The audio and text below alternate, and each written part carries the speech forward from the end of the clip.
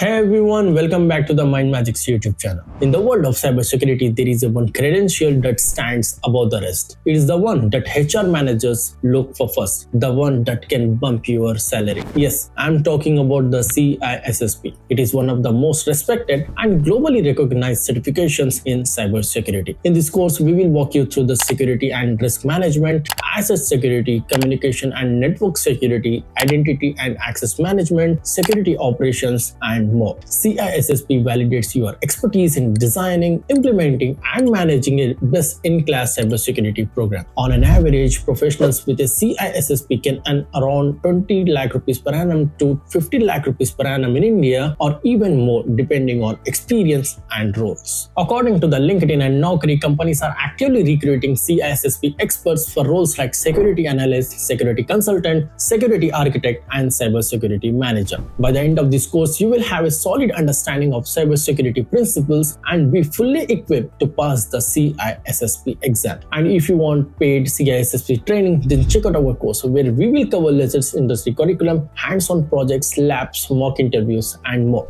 Before moving ahead, I want you guys to like, share, and subscribe to our channel so you never miss any tutorials and courses from us. So let's get started with the CISSP course. What is CISSP, what are the objectives that it is associated with, the domains of CISSP, benefits of having a CISSP, and finally, what are the requirements for having a CISSP certification. Now, understanding what is CISSP, to be more accurate, you can understand that CISSP is a certification that is sought only by the IT professionals. And if we talk about any hiring organizations, they often look for the candidates who have passed the CISSP examinations because these candidates who have this CISSP credential, they have the definitely possess sufficiently knowledgeable content about cybersecurity to be able to pass this interview that the organizations have. The certification requires a lot of hands-on experience. Even sometimes it can be gained by the CISSP training. Now, if we talk about the organization which provides it, the ISC Square, they always recommend CISSP certification for the candidates who have some experience in the cybersecurity, listing number of positions for which CISSP would be appropriate. This also includes CISO, the Chief Information Security Officer, or CIO, Chief Information Officer, Director of Security, IT Manager, CTO, Chief Technical Officer, Security System Engineer, Security Analyst, Security Manager, Auditor, and there are different roles that they support. For example, security consultant, architect, and even the network architect. Without getting into the why is this? First of all, let us understand exactly the benefit of CISSP. As its name itself suggests that it is for someone who would be called as Certified Information Systems Security Professional. That means he has ample of knowledge to withstand on a good profile and possess enough knowledge to take the responsibility. If we talk about the like whatever say the granting authority of this certification, it is International Information Security, System Security Certification Consortium. That is why we call it ISC Square. It's quite handy. Also, as of 1st of January 2021, there were 147,591 ISC Square members, which were holding the CISSP certification worldwide. Now, to add the ZIP Recruiter and PayScale survey reports of July 2020, they have an estimate of strong salaries for CISSP in just US. I'm talking about the United States in terms of US dollars. It is $125,470 to $112,234 respectively. It depends upon other factors like how much experience they have and what are the practical skills that they possess. Next, let's talk about what are the costs involved in getting the CISSP certification. Now, as of writing, the exam costs only $699, though exact pricing and taxes may vary based on which location you are opting for the examination. Attendance of the certification exam can be rescheduled just by $50, so that in case if you are not able to give it on the same day, you can just change the date and give it again. If we talk about cancellation fee, yeah, there is a cancellation fee deduction when you cancel the examination, and it is $100. Point number two that should be taken into consideration is this CISSP credential is valid only for 3 years. That means after every 3 years, you need to like give the certification exam again and get yourself certified again. Yes, definitely it won't cost you the same, but you need to, what do you say, maintain the certification after every 3 years. Not just every 3 years, you will need to maintain this credential like annually. What you say, they cost some amount to keep your certification valid. That requires some annual maintenance fee as well as submitted of their 40 hours of CP credits every year. I'll talk about more examination on this with the official PDF uploaded by the ISC Square about this. Before that, I want you to give the gist of what you're going to go through. Point number three, because the CISSP certification exam is targeted to working cybersecurity professionals who have extensive hands-on experience in the field, candidates should not rely on formal CISSP training to gain the skills and knowledge they need to pass the certification exam. That is the key thing associated with any kind of certification, not just CISSP.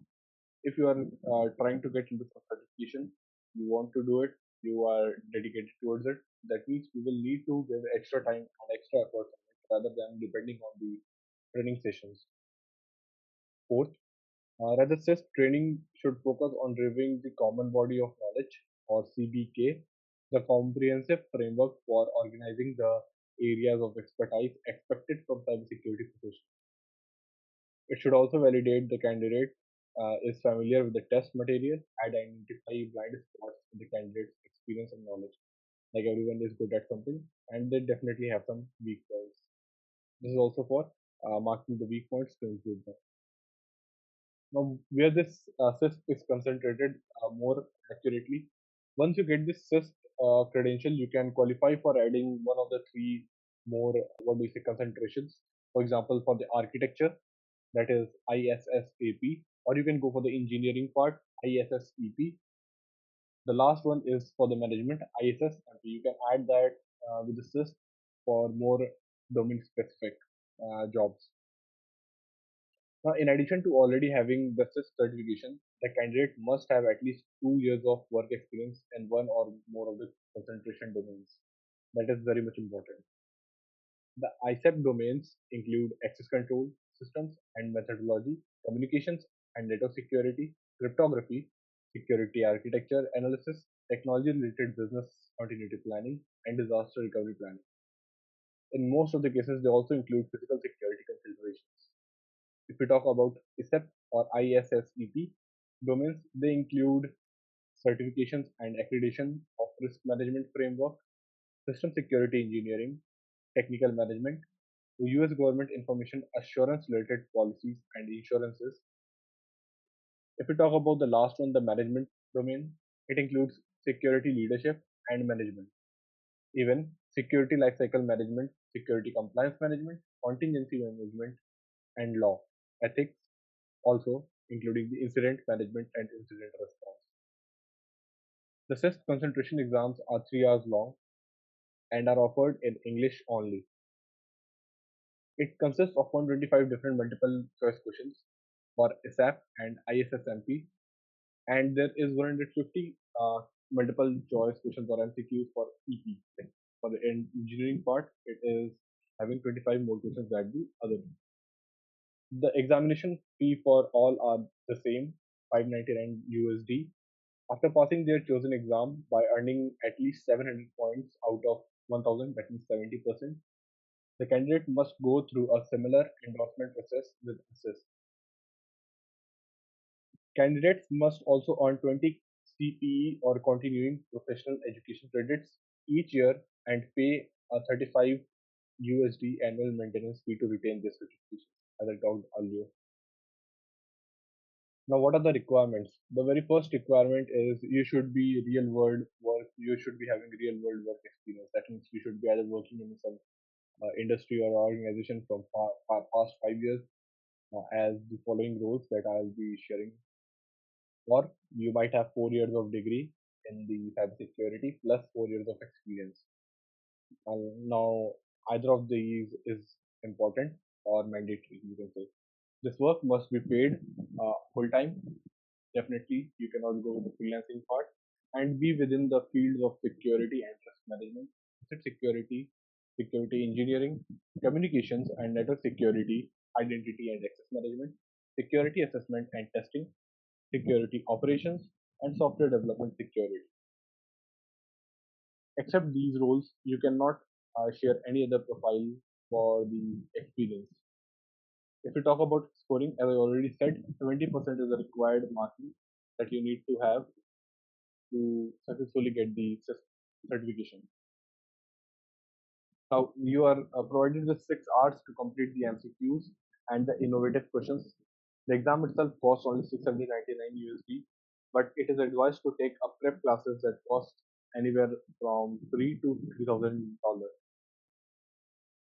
Now, obtaining third party study assistant is highly suggested, just like the Mindmajix. Now, why do we suggest? Because this is something that is suggested by the ISC2 itself because they know that they cannot cover everything on their own. Now, there are some background qualifications that are needed according to their own website. It is expected that the certified members should be one of the highest ethical and professional caliber. To that end, the organization has standards that candidates must acknowledge as part of the certification criteria. Before sitting in the exam, everyone must carefully answer questions such as: have you ever been involved with hacking? Do you have any alias? Have a professional license ever been revoked? As well as others. Fourth, candidate should have or should agree to the code of ethics and endorsement process. After passing the work and exam requirements, the individual must acknowledge that this high level of guidance is not be taken lightly.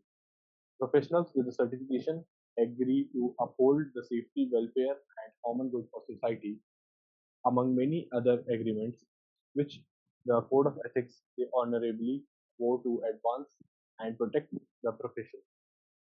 On the top of that, another CISSP must endure the candidate's work experience. As I already mentioned, the certification needs to be recertified, or the guy should be recertified after every 3 years by giving the certification exam.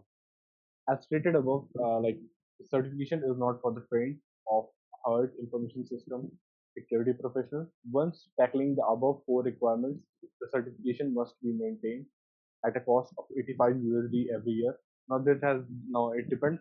Now it has increased to 85 USD. Earlier it was 35 USD as I mentioned. Okay, but still in some cases, if you are a student or there are some other associated benefits for different profiles on which you can get it for 35 USD every year. Certified professionals must complete the 40 CPE education credits yearly or a total of 120 every 3 years in order to renew their certification. There are two additional requirements that that can be understood as that every candidate must have minimum of 5 years of cumulative paid full-time work experience in two or more of the 8 domains of CISSP CBK, as I taught earlier, the 8 different domains. Earning a 4-year college degree or regional equivalent or an additional credential from the ISC2 approved list will satisfy 1 year of the required existence. So education credit will only satisfy 1 year of experience. Talking about that, a candidate that doesn't have the required experience to become CISSP may become an associate of ISC2 by successfully passing the CISSP examination. Now, what is this associate of ISC2? They will then have 6 years to earn the 5 years of required experience. That means they have one extra year that is debated. For example, if he took a drop or he stops working for 1 year, still he will be able to manage to get back to the 5 years within the 6 years. What is the CISSP domains? The first one is security and trust management. The biggest portion of the exam, now taking up to around 15% of the questions, Section covers confidentiality, integrity, availability, governance principles, compliance, legal issues, IT policies, risk-based management concepts. Talking about the second one, asset security, it includes the 10% of the total examination, boasting a range of questions that tackle the classification of asset, privacy, retention period, data security controls, and handling requirements. Third, security architecture and engineering. Now I've numbered each one as 1, 2, 1, 2, 3 so that you can easily remember them. Talking about security architecture and engineering, it takes up to the total of 13% of the entire exam. This section looks at the secure design principles, security model fundamentals, security capabilities, vulnerability assessment, cryptography, implementation of physical security, and many more. Fourth, communications and network security. These are rather focused on the network itself. This consists of 14% of the entire examination. It covers the secure network architecture principle, components, and communication channels. That's it. If we talk about the fifth one, IAM or Identity and Access Management, this is very important not just for CISSP, for anyone getting into the cybersecurity or into the security domain. IAM is very important for them. Now it controls over 13% of the examination. That definitely means that a candidate must have this ability to control users' access to a particular data and to assure that they are verified and authorized for it. These questions covers physical access to the asset, logical access to the asset, identification, authentication, third-party ID services, authentication mechanisms, and associated life cycles. Coming on the sixth domain, that is security assessment and testing. Now, around 12% of the total exam encompasses the assessment and testing strategies. If we understand in depth, these are for understanding the performance and security that is ensured by the CISSP. It controls or it covers the control system, control testing, security process data collection, outputs, as well as the internal and third party audits. The last second is security operations, the creation and action of security plans, the strategy building, or maybe recovery, business continuity, incident management, application of techniques, operation concepts, monitoring activities, provisioning resources, even the investigations, all these are the part of security operations and they could consist of total of 13% among the all others. If we talk about the last one, it is software development security. Some people often call it as SS, like software secure software development lifecycle (SSDLC). Now, finally, it takes about 10% of the question. This domain like deep dives into the software security lifecycle development, controls of the environment, the effectiveness of the security software, or the software security, and coding standards. Before I end up this one, I would bring you to the like latest PDF that they released for CISSP examination outline. I've already covered all the things except this one. If you are taking the CAD based examination, you will have different weightage, as I mentioned already. And if you go on the linear examination, that will have different weightage. It depends upon what kind of working you want. Further, you can check this PDF, which will be uploaded by us, for understanding all the domains in depth and to understand what we are going to cover throughout this course. Methodologies, and implementation. In this lecture, I'll start with access control. What is access control? And we will see how to manage this.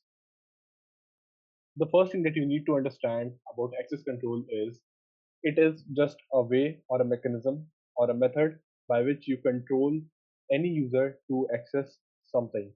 Okay, it could be anything. Maybe someone trying to access the internal network of the organization from outside of the premise, till what extent he or she must be allowed to access, even if they are allowed to access or not, how to identify them, how to authenticate them, and what are the authorization levels, and how to decide their access control. Now, if we talk in exact terms, so controlling access to resources is one of the central themes of security. You can address it more than just controlling which user can access which files or services. Access controls is all about managing how subjects interact with objects. Now, here subjects are the users, objects are the like resources or any other services or files, folders. It could be anything. The transfer of information from an object to a subject is called access. That means this process through which the information is passed or taken from the objects by the subjects, it is known as access.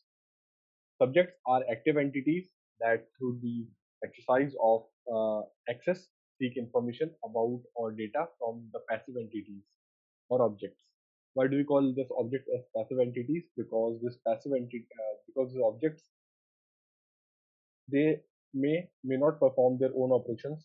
They may not be independent. They may not have the human intelligence. So they definitely need someone to interact. That means there is no direct involvement. Hence, we call it as passive entities. A subject can be user, program, process file, computer, database, and so on. Now, similarly, an object can also be a file, a database, computer, program, process, file, printer, storage media, and so on. The subject is always the entity that receives information about or from the data object. The subject is also the entity that alters information about or data stored within the objects. Now, the object is always the entity that provides or hosts the information or data. The roles of the subject and object can switch as two entities such as program and the database, or a process and file communicate to accomplish a task. In a general view, if I have to share you how you can understand it, let us see one simple example of it. Okay, now here is a device, or we can say it is a web server. I'll just name it down as a web server. I think the color is not visible to you all. Now I'll just change the color. So it is a web server. Okay, and if we talk about the some random, let us suppose this is a web server of an organization, an institution. Let us suppose it is the Mindmajix marking method. Okay, here they mark whether a particular user is registered or not, whether their payment is complete or not, everything regarding a user. Now, how someone interacts with it? There can be two interactions. Either this interaction would be from the end of user or by the end of Mindmajix itself. So instead of making this from this side, I'll just draw this one from this side. This will depict it as Mindmajix is trying to make some interaction. Okay. Now, both the end will have different access level and different visibilities. For example, a user who is trying to access it may not be able to check for other users, but this Mindmajix will be able to see for all users and all the details regarding to them that is available. Even they can make alterations, modifications. A user is limited to modification and alteration of their own data, and that too to a limited extent. But the administrator won't have these limitations based on the access control. That is all about the what do you say, access control. Okay, let's understand what are these types of access control. Okay, yeah. So if we talk about types of access control, I will be discussing the types in the upcoming like slides. In this slide, I'll be just telling you why do we need to differentiate it into different types. What is the requirement for breaking it into types?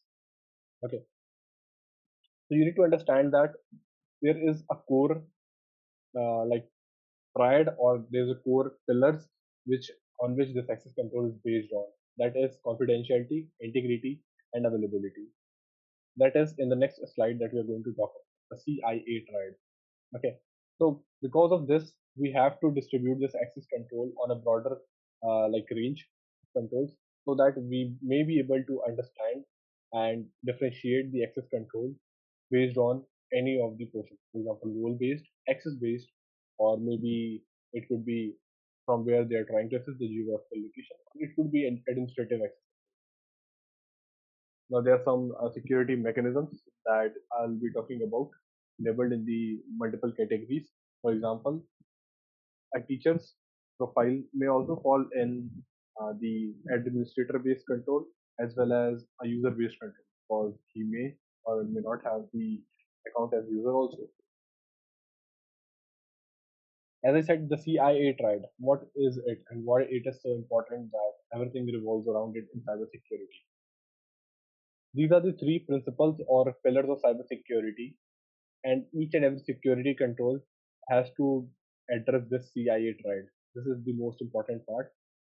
And these three security principles serve as a common thread throughout the CISSP CBK. Each domain addresses these principles in unique ways. So you need to understand why actually do they need to do that. What is C? C is confidentiality here, which is the principle that objects are not disclosed to unauthorized subjects. I for integrity. It is the principle that objects retain their veracity or the completeness of the data and are intentionally modified by authorized subjects only. A stands for availability. That means that authorized subjects are granted timely access to objects with sufficient bandwidth to perform the desired interaction.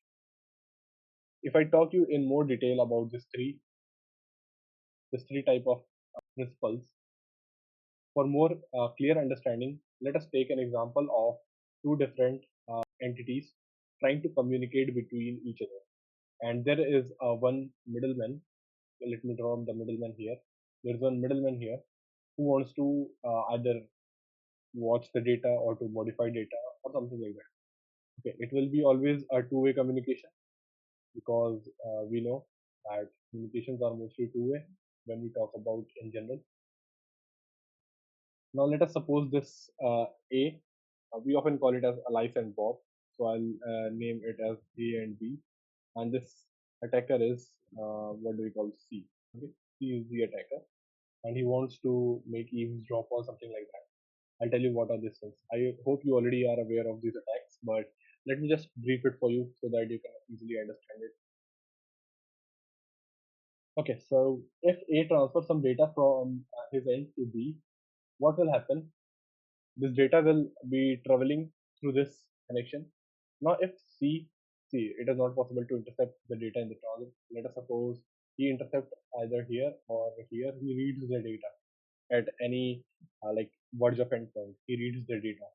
That means he has compromised the confidentiality. That means he has seen something that he hasn't been allowed to see. Okay, but other two things are still intact: integrity and availability. Now let us see the second case. The second case could be the attacker wasn't able to see the data, what is being troubled, but he was able to manage to, sorry for removing those names. Okay, just understand that way.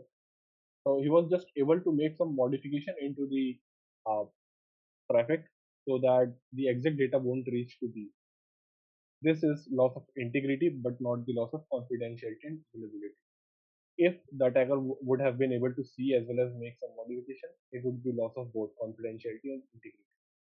And the last thing that can happen is the attacker prevents the communication between the A and B. That is known as the loss of availability. That means those two authenticated parties are not able to talk among each other. The service is not available. That is the whole and soul of CIA triad. Okay, let's come up to the types of this access control. The first one is preventive access control. In this, we try to stop unwanted or unauthorized activity from occurring. Okay, you can understand it as uh, access to like access to controls that include fences, locks, biometrics, man traps, lightning off and organization, alarm systems, separation of duties, job rotation, data classification, pen testing or penetration testing, access control methods, encryption, auditing, smart cards, fallback, security policies, security awareness training, and antivirus support. Second type of measure is detective access control. In this, there is a mechanism that is deployed to discover unwanted or unauthorized activity. Example of like detective access control include security guard dogs, motion detectors, security cameras, job rotation, mandatory vacations, audit trial, supervision of users, incident investigation, and intrusion detection system. If we talk about major difference between preventive and detective, is preventive will take some action, whereas detective won't take any action. Preventive is proactive, detective is what do you say, inactive or indirect or passive. Okay. If we talk about third one is correlative or corrective access control. Why do we call it as corrective access control? Because it is uh, like deployed to restore systems to normal after an unwanted or unauthorized activity has occurred. You can have the examples as IDS, antivirus solutions, alarms, man traps, security policies, and other measures that correct it. For example, backup recovery. Now, corrective controls have only a minimal capability to respond to access violations. Fourth, deterrent access control. Now, what is deterrent access control? These are basically deployed to discourage the violation of security policies. That means they are not talking about whether it has been exploited or not. They are talking about the position in which they are deterring, they are restricting someone by creating some fear about the particular violation of the security policy. Now, if we talk about examples, it could include locks, fences, security badges, security guards, man traps, security cameras, trespass or intrusion alarms, separation of duties, proper lighting, work task procedures, awareness training, encryption, auditing, and firewalls. If we talk about next or the follow-up, fifth one is recovery access control. It is deployed to repair or restore resources, functions, and capabilities after a violation of security policies. That means a security has been violated. Now, this access control will help you recover to the prior state or the healthy state. Examples of recovery access control include backups, fault-tolerant drive systems, server clustering, antivirus software, and database shadowing. Recovery controls have a more advanced or complex capability to respond to access violation than a corrective control, or, for example, a recovery access can repair damage as well as stop further damage. If we talk about compensation access control, this is the particular mechanism that is deployed to provide various options to other existing controls to aid in the enforcement and support of the security policy. If we talk about the examples, we have security policy, personal supervision, monitoring, and work task procedures. 7. Directive access control. Now, what is directive access control and what is its need? So it is deployed to direct, confine, or control the actions of the subject to force or encourage compliance with security policies. They direct someone towards the indefinite goal to maintain the security. Directive access controls include security guards, dogs or guard dogs, security policy, monitoring, supervision or supervisioning, work task procedures, and awareness training. Now, if we talk about my experience and what did I learn throughout my journey is layered approach is the best. Layered approach means we will not rely on a particular type of access control. Instead, what we will do is we will layer up multiple types of access control and we will try to find the most optimal protection or access control method that would work for us, our organization. Now, if we talk about in depth, these access controls can also be implemented in three more categories, that is administrative, logical, or technical, and the final one is physical.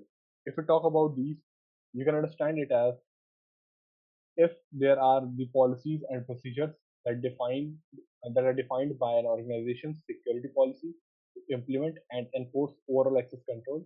Those are known as administrative access control. It focuses only on two areas majorly: personal and business practices. Examples could be policies, procedures, hiring practices, background checks, data classification, security training, vacation history, reviews, work supervision, personal controls, and testing. If we talk about logical or technical access control, these are the access control that are the hardware or software mechanisms that are used to manage access to resources and systems and provide protection from those resources and systems. Example of this could be ACLs or access control list, encryption, smart cards, passwords, biometrics, constant interfaces, protocols, firewalls, routers, what do you say, IDS or intelligent information system, and clipping levels. If we talk about physical control or physical access control, you can understand them as the physical barriers that are deployed to prevent any direct contact with the systems or portion of the facility. Example of physical access controls include guards, fences, swipe cards, video cameras, man traps, alarms, locked doors, motion detectors, sealed windows, lightning, cable protection, laptop locks, and tons of different things. ISO here stands for International Organization for Standardization, as OSI stands for Open Systems Interconnection. Both are very important. We will see the importance of them in the upcoming few of these slides. Great. So first one is OSI model. As you already know, OSI stands for Open Systems Interconnection. Now, the first thing that should pop up in your mind is why it is so much important. Okay.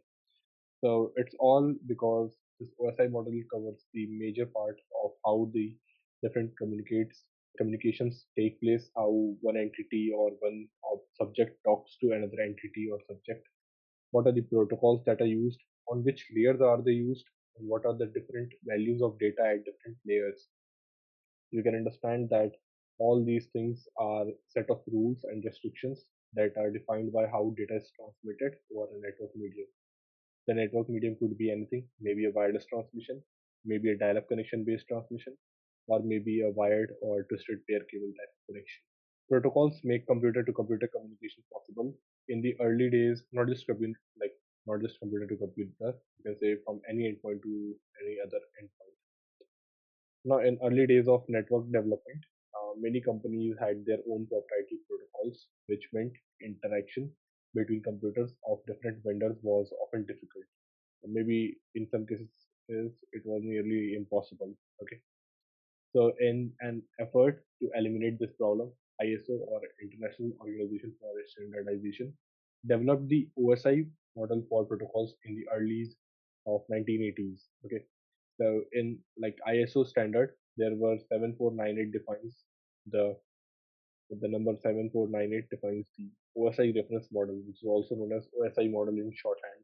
Now, to be more accurate, this OSI model is what do we say, very much followed and accepted because see, everyone needs to have a proper way of communication and wants to understand what is happening in the networks, who are into the engineering part and into the network transmission part.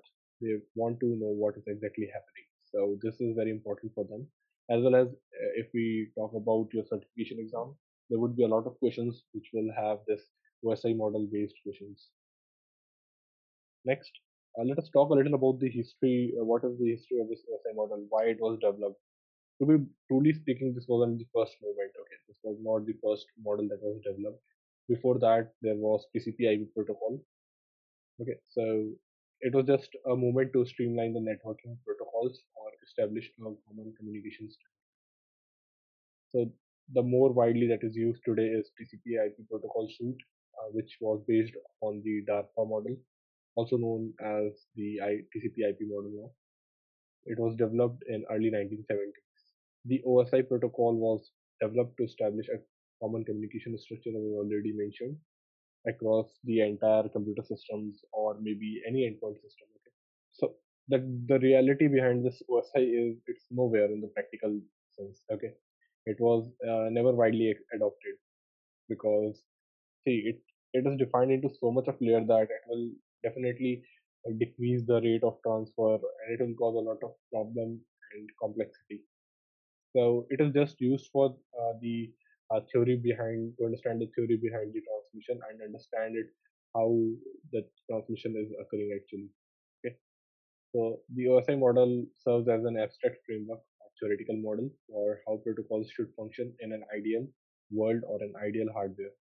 So just for references or common references point, this has become very much popular, and it has all the protocols that can be compared or contrasted based upon the situation. Now coming to the what are the functionality this OSI possesses, the very first thing that you need to understand it divides the networking into 7 different layers. Okay, these 7 layers are like based on the working of those layers. Okay, so because of that, each layer has different tasks that they are assigned.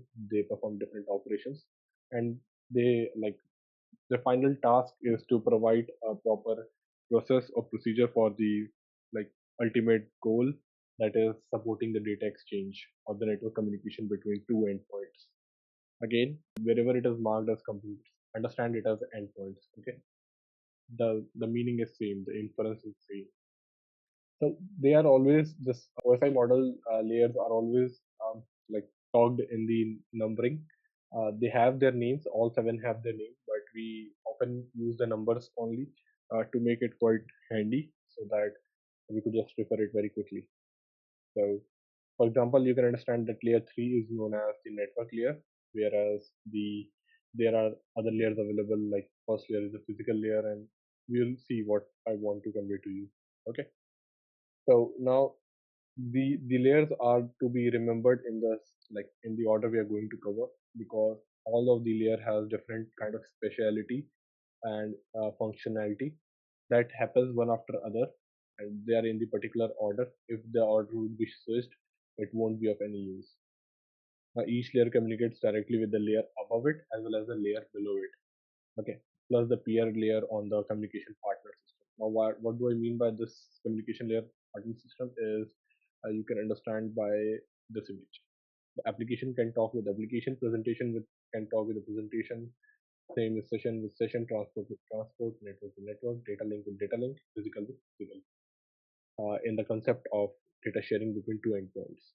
Okay, coming back to this diagram, see, before getting any deeper into it, you need to understand that OSI model is an open network architecture guide for any network product vendors. This standard or guide provides a common foundation for the development of new protocols, networking services, and even hardware devices. By working on like this from this OSI model, vendors are able to ensure that the products will integrate with the products from the other companies, and they will also be supported by a wide range of operating systems. That is the most important part. Okay, now if they like these vendors are developing their own networking framework, interoperability, like what do we say, interoperability between the products from their like the product that they when they are the vendor of or they manufactured to the different vendors would be next to impossible. The real benefit of the OSI model is found in its expression of how networking actually functions. Okay, so uh, I won't like it. I won't like let it be very much theoretical. So just one added line is like each layer of the OSI model communicates via a logical channel with its peer layer on another computer. Okay, that is what I meant in the last diagram that I showed to you. Next, we will be talking about encapsulation and decapsulation, what it is actually. So if we talk about encapsulation and decapsulation, sorry for the content. This is the mismatched content. Yeah, here it is. So by encapsulation and decapsulation, I wanted to enumerate all these phases. But before that, let me tell you what is this encapsulation and decapsulation. So the protocols that are based on the OSI model, they employ a mechanism that is called encapsulation. Now, what happens actually is, as the message is like encapsulated at each layer, it grows in size. Okay, as you can see in this diagram, as the data moves from application to presentation to session transport, the size of the data is increasing. Okay, now encapsulation occurs as the data moves down through the OSI model layers from application to physical. The inverse action occurring as data moves up through the OSI model layers from physical to application is known as de-encapsulation. Now, the encapsulation and de-encapsulation processes I'll discuss in steps. Okay, these are the steps. For reference, you can check this. Okay, you can take a screenshot and you can see together. But I'll explaining you with this diagram what actually is happening. Okay, now let us suppose there is one sender and there is the other receiver. Okay, now the sender creates a packet or a data, like it generates a message on the application layer, and then application layer passes the same message to the presentation layer. Now in the third step, the presentation layer will encapsulate the message by adding information to it. Information is added at the beginning of the message, that is called as header, and at the end of the message, that is called as footer. What do I mean by this? You can understand it as, let me show you what I mean. So by this, what I meant is, see, these are the headers and footers as in marked by the, what do you say, this different blocks. These different blocks that are added, these are the headers and footers. I'm talking about this part. Okay, let me just highlight it for you. Okay, this spotlight.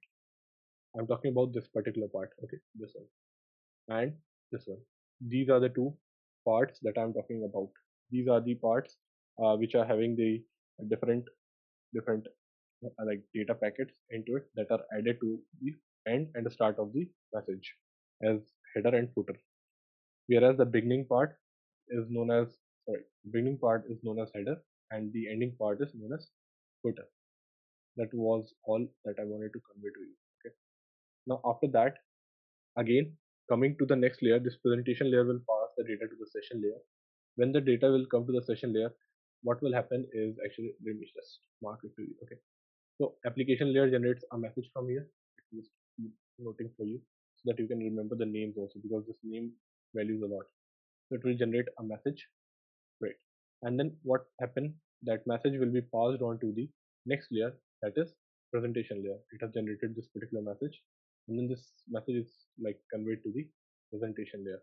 Once this message has been conveyed to the presentation layer, this presentation layer will add a header and a footer in this message. Okay, and again, the process of passing the message down and adding a layer specific information continues until the message reaches this physical layer. What I mean by this one is, you can just understand that this will pass to this one, and again this session will add something at the front, at the end, known as packets or the headers and footers, and then this will keep on following till this it has reached to the particular physical layer. Okay, now once it has reached the physical layer, what will happen is, this physical layer, it will transmit it, like what do you say, it will transmit it, the information or the message, after converted into the electrical impulse that represents bits, and it is transmitted over the physical connection. Okay, now see, in the real world the data is transferred in the form of electrical signals. That's why the physical layer's task is to convert it into the electrical impulses. Next, the receiving computer captures the bits from the physical connection and recreates the message in the physical layer. That means it has divided into the signal impulses like this, maybe you can understand it like this, the waveforms. And once it has reached to the receiver end, now it has reached the receiver end. Again, this will be disassembled and a message packet will be found from it. After finding that particular message, what it will do is, it will just pass it, like it will strip off its data that it has added. It will strip this one, this part, as well as this part. After stripping this part, what it will do is, it will pass on the data to the data link layer. Now what data link layer will do is the same thing. It will strip off its information, like this part that it has added. The data link layer has added this part. Okay, and as well as it is going to remove the footer also of the data link layer, and again it is going to pass the same data packet to the network layer, and the same process will keep on going until unless it has reached the physical layer. So just for this understanding sake and saving the time, I'll just make it directly arrive here. So as soon as it has reached this application layer, it will be again de-encapsulated and the message would be understood by the receiver. That is the whole thing that is happening behind and in front of the scene that you can understand.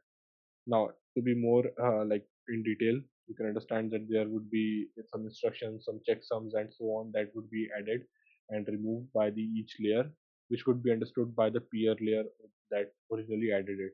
Now, what do I mean by peer layer here is, let me just show it to you. So what I meant is, let us say here in this diagram, these are the peer layers. These are application layer of the sender and the application layer of the receiver. These are the peer layers of each other. So only each other can understand the each other's uh, instruction and checksums that they have added into it. Great. So coming back to this point, we have already understood everything related to this one. Now there is one more small thing that you need to understand is that the message that is sent is into the protocol stack at the application layer, that is known as layer 7, and it is called as the data or PDU, protocol data unit. Okay. Once, let me just write it down for you, for your sake, that you can understand it very easily. So at this point, it is known as either data or you can call it PDU. You have both the alternatives available. It is upon you what you want to call. PDU, again, I'll repeat, it is for protocol data unit. Okay. As soon as it is passed to the presentation layer and encapsulation has been done, now it is known as just PDU. There is no other word data or something like that. It is just PDU, the protocol data unit. Now it retains the label of the PDU until it reaches the transport layer. That means session layer would have the same name. But as soon as it has reached the transport layer, what will happen is some segments would be like some headers and footers will be added. And again, the name would be changed to the segments. Why do I call it segment? I'll make it sure that I explain it in later half or in the next lecture. But just for basics, you can understand that transport layer will break the data packet into segments. What do I mean by that? I'll tell you in upcoming lectures. Now coming to the network layer, what it will do is after adding the header and footer, it will name it as either packet or sometimes it is going to call it as datagram. Sorry for the typo. Yeah. So either packet or datagram. These are the two names available for any packet in the like this stack network in the network layer after it has encapsulated.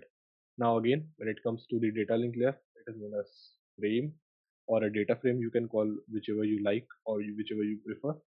And finally, it is converted into the transmission form over the so that it can be transmitted over the connection medium.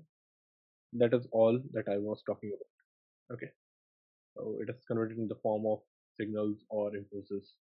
Great. I hope this much is very much clear to you all. Next, we need to understand the OSI layers, what they do individually, what are their tasks that they have to perform over the data or the data packet.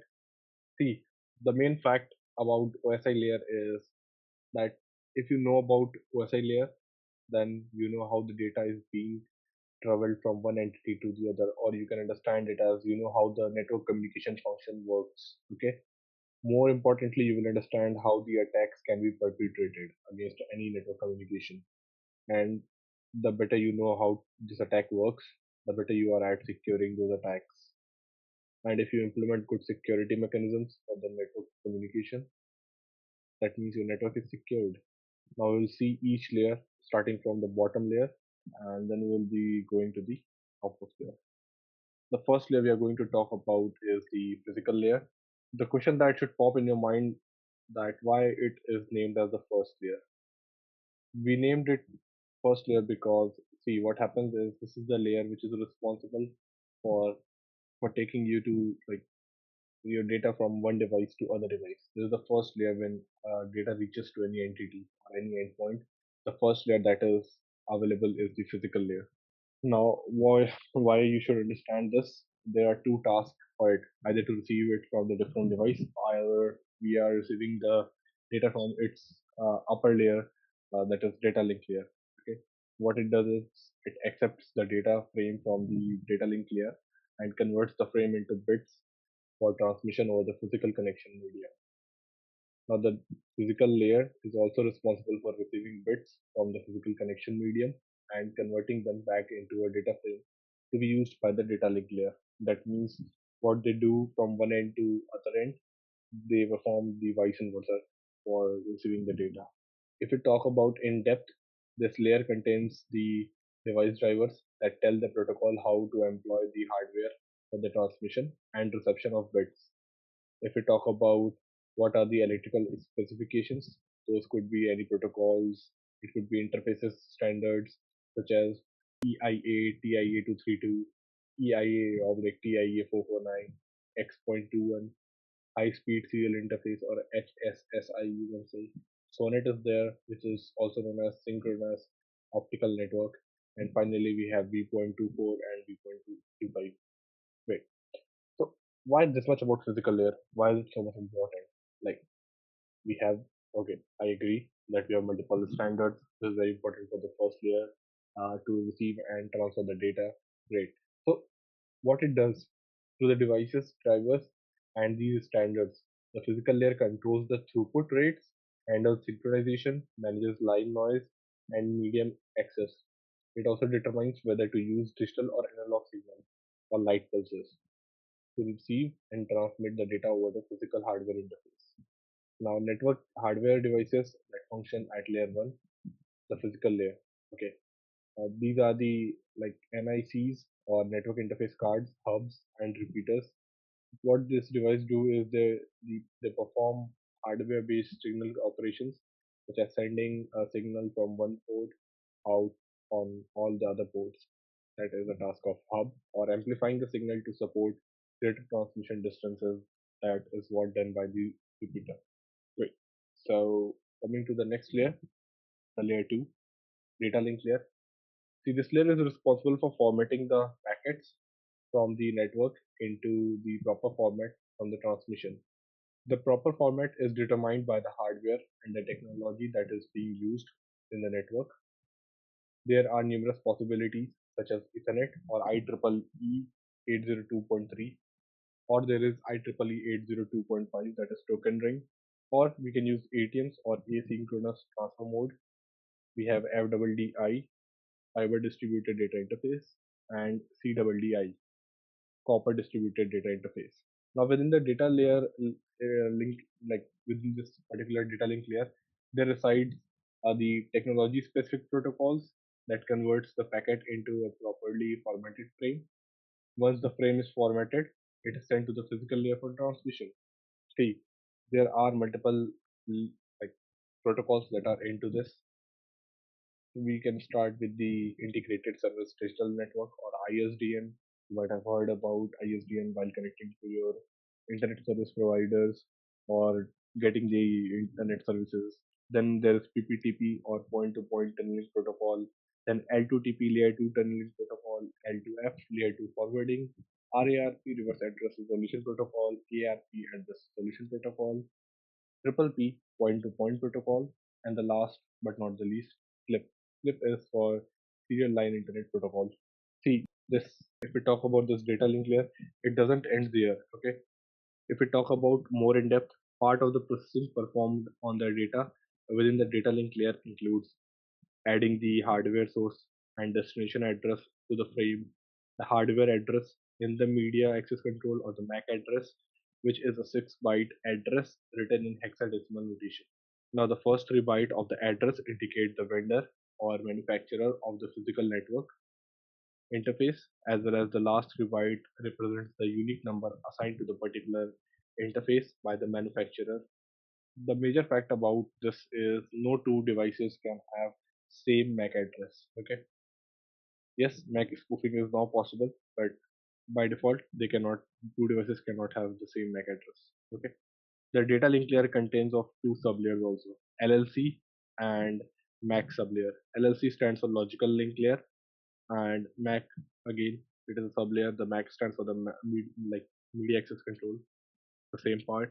If you want to understand about this, you can go in depth. I'll tell you a little about it, but these are not very much critical if we talk about the perspective of the CISSP examination. Still, all the network devices or network hardware devices that function at level like this layer 2, the data link layer, are switch and bridges. These device supports MAC-based traffic monitoring or routing. Switches receive a frame on one port and send it to another port. based on their destination MAC address. Now, MAC address destination are used to determine whether a frame is transferred over a bridge or it is from one network to another. Next is network layer or the layer 3, which is responsible for adding, routing, and the and addressing the information to the data.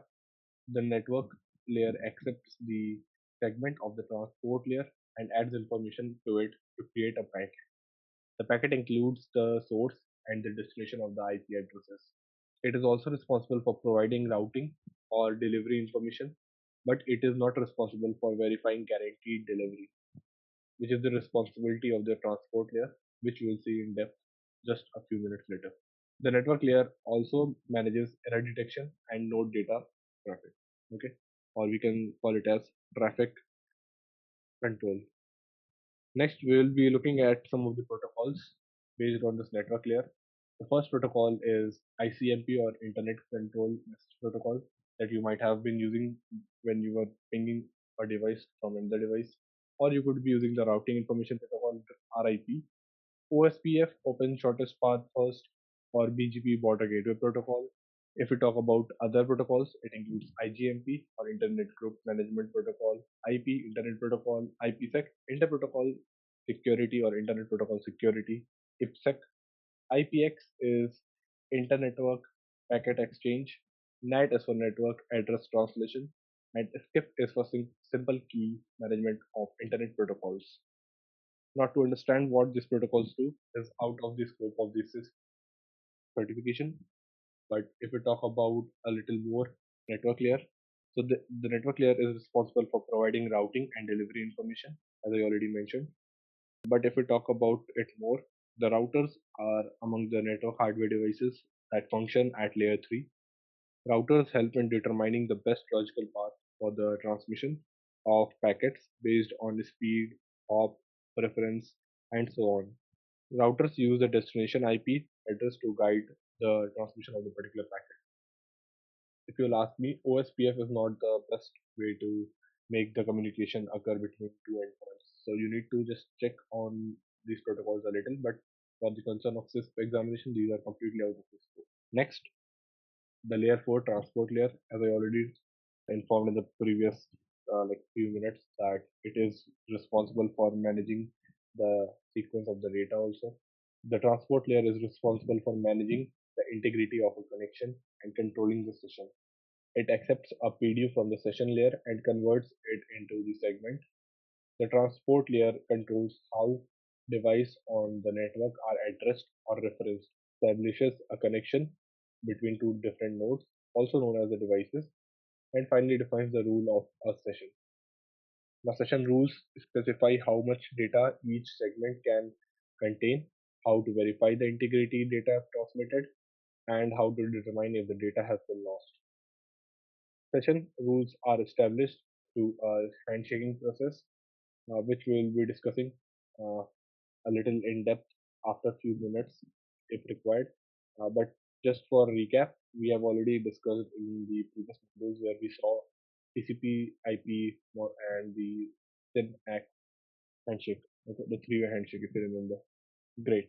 So, if we talk about what are the proper, if you say, working in this transport layer, so the transport layer, what it does is it stabilizes a logical connection between two devices and provides end-to-end transport services to ensure data delivery.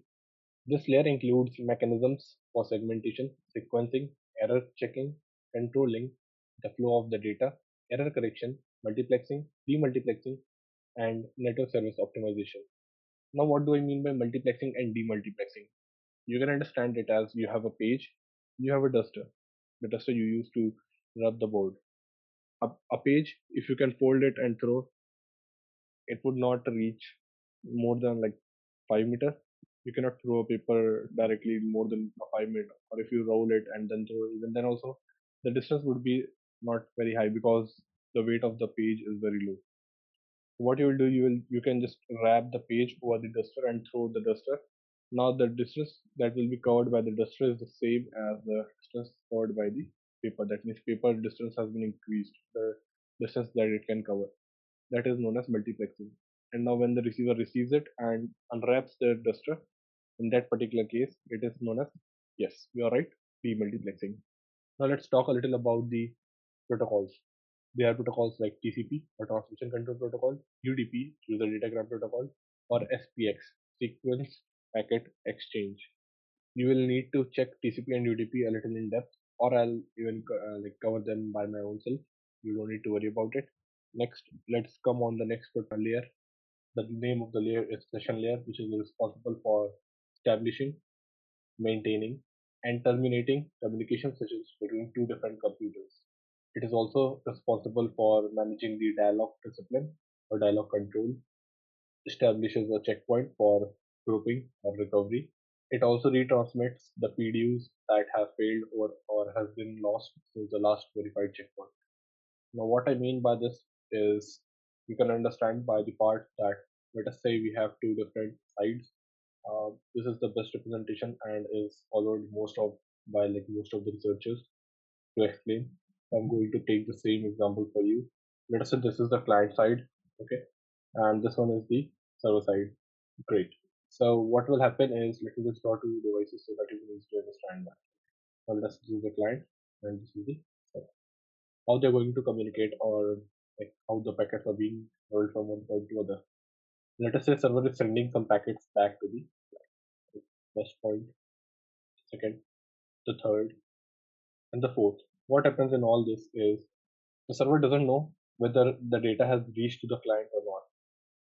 So just to make it sure that the data has been received by the client, what client does is it sends the acknowledgement packets. Okay. Now the server sends the data and client sends the acknowledgement packet. Let me just write it down for you. Okay, please go here. So it sends, let us say, some data, and the client responds with the acknowledgement packet, ACK. Now, what will happen if like our data has been reached? And one thing for sure, that the client will send acknowledgement packet only for those which he has received the data. Okay. Let us say now server sent a data, he didn't receive any client side acknowledgement. Okay. He is continuously sending the data. Okay. And at one particular point, he finds that okay, he has got the acknowledgement of this packet, but he hasn't got the acknowledgement of these two packets. The cumulative acknowledgements are important. Okay. So what server will do is he will start sending this two packet again. He will retransmit those packets, and client, if he receives it, he will send the acknowledgement only if he receives. Okay, that is the main concept behind it. Great. Let me just clear the screen for you. Now, if we talk about protocols that are involved in session layer, those are SSL, or we call it as secure socket layer, TLS, transport layer security, NFS or network file system, SQL, structured query language, and the last one is RPC or remote procedure calls. The important concept here is to understand that there are three different disciplines or control modes: simplex, half duplex, and full duplex. What do I mean by this is, let us say there is a network, okay, and in that particular network there are two devices. This one, the device A, and the other one is device B, and they are, let us say, connected to each other. Now the connection would be dependent on the type of control mode that is available. Now A, and let us say this one will be. What will happen in this particular case is, in simplex, what will happen? It will be one-sided. That means only A can send data to B, but B cannot send data to A. That is known as one-way or one-direction communication. Okay, this happens in the case of broadcasters. When it broadcasts something, it will just send everything to others, but it won't receive anything from anyone else. Okay, then the second. Okay, let me just write it out. I will again A. Yeah. So let us say the other example. What would be the other example? Let us say we have unguided wire. That means there is no direction specific. Anyone can send data to anyone. But the major problem in this one is, if A is sending a data to B, at that time B cannot send it back to A. And if B is sending data, then A cannot send. That means at a unit of time or at a particular time, the data that can be transmitted over the wire will be from one end. Let us say it takes n seconds to carry the data from A to B. Okay, from A to B, and let us say A is sending data for 5 seconds. What will happen? It could be a variable also. You can understand it as n seconds. What will happen if A is transmitting the data? So B cannot send it for 5 plus n seconds. You have to always understand this.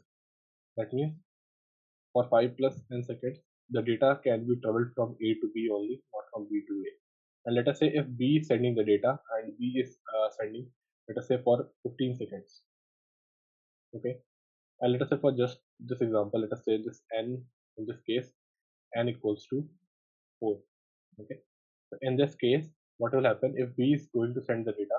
That means if B is going to send the data, the B to A, that means it is going to take 15 plus 4 seconds. 4 is nothing, just the value of time. 15 plus 4 seconds. That means it is going to take the 19 seconds to travel a data from B to A. At that particular moment of time, we cannot, like B can send the data, but A cannot send any data to the B. A will have to wait for 19 seconds before sending any data to B. Okay. What will that make is that will make the device where this particular network very much uh, what do we say, less effective. Okay, the efficiency of the device, this network would be very low. Then comes the full duplex. Full duplex is the best and the one we know. And just for like understanding easier, half duplex is like the transponder calls, or you can understand it as the transmitters used, or you can understand it as the walkie-talkie that are being used by the army to say something over and out type of thing. Okay, now when one person says something, that time no one else can say. Okay, and when he says over and out and he shuts it down on his side, then the other guy opens his mic and says something. Next, the full duplex part. What happens in the full duplex is now at the same time A can send the data to B, as well as B can send back to A. This is the network that we know by default. Okay, the full duplex. That means there is no constraint on how much data or who can share the data and who cannot at a unit of time. Both end can share the data at an instance of time. Great. Next, coming to the presentation layer, you can understand it as another very important layer. Why I'm saying this important? Because this is responsible for maintaining the privacy also. What do I mean by that part is, see, it is responsible for transforming data received from application layer into a format that any system following the OSI model can understand. It imposes common or standard structure and formatting rules onto it. Okay. What do I mean by this is this particular layer is responsible for encryption, compression, or decompression or decryption. None other layer can perform the same action. Okay, that is why I said it is responsible for maintaining the privacy also. Now it acts as an interface between the network and applications. It is what allows various applications to interact over a network, and it does so by ensuring that the data formats are supported by both the systems. Now when the session is established, both the endpoints share the common formats that are being followed by them or that are being understood by them. When they get this common format, at that time the presentation layer starts the compression and formatization or formatting or encryptions. Okay, so most of the file formats operates within this particular layer. That's why it includes formats for images, videos, sound, documents, emails, web pages, control sessions, and so on. There are a number of things available. If we talk about the protocols, the standards we follow in the presentation layer. So the standards could be ASCII, which is also known as American Standard Code for Information Exchange or Interchange. Second, we have Extended Binary Coded Decimal Interchange Board, that is EBCDIC. And then we have TIFF, which stands for Tagged Image File Format, or we have JPEG or JPEG, known as Joint Photographic Experts Group. Then we have MPEG or MPEG, Moving Pictures Expert Group, and MIDI, which stands for Musical Instrument Digital Interface. Now coming on to the most important layer of our entire topology after the physical layer is application layer. This is responsible for the interface that any user application has, the UI part. Okay. Now any interaction between user applications, network services, or the operating system itself with the protocol stack is based on the application layer.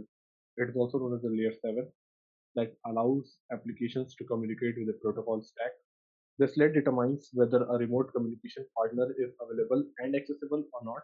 It also ensures that the sufficient resources are available to support the requested communication. To be more accurate, the application itself is not located within this layer. Rather, the protocols and services required to transmit files, exchange messages, connect to remote terminals, and so on are found in this particular layer. For understanding it well, let us see some of the protocols that are being followed by this layer. So the first protocol, you can understand it as HTTP or HTTP, very commonly known as. It is known as Hypertext Transfer Protocol. This is the format in which we say any web service without any security. Then we have its secured version, that is known as HTTPS. Further, we have FTP, File Transfer Protocol, which is responsible for sharing files over the network. Then we have LPD, which is known as Line Print Daemon.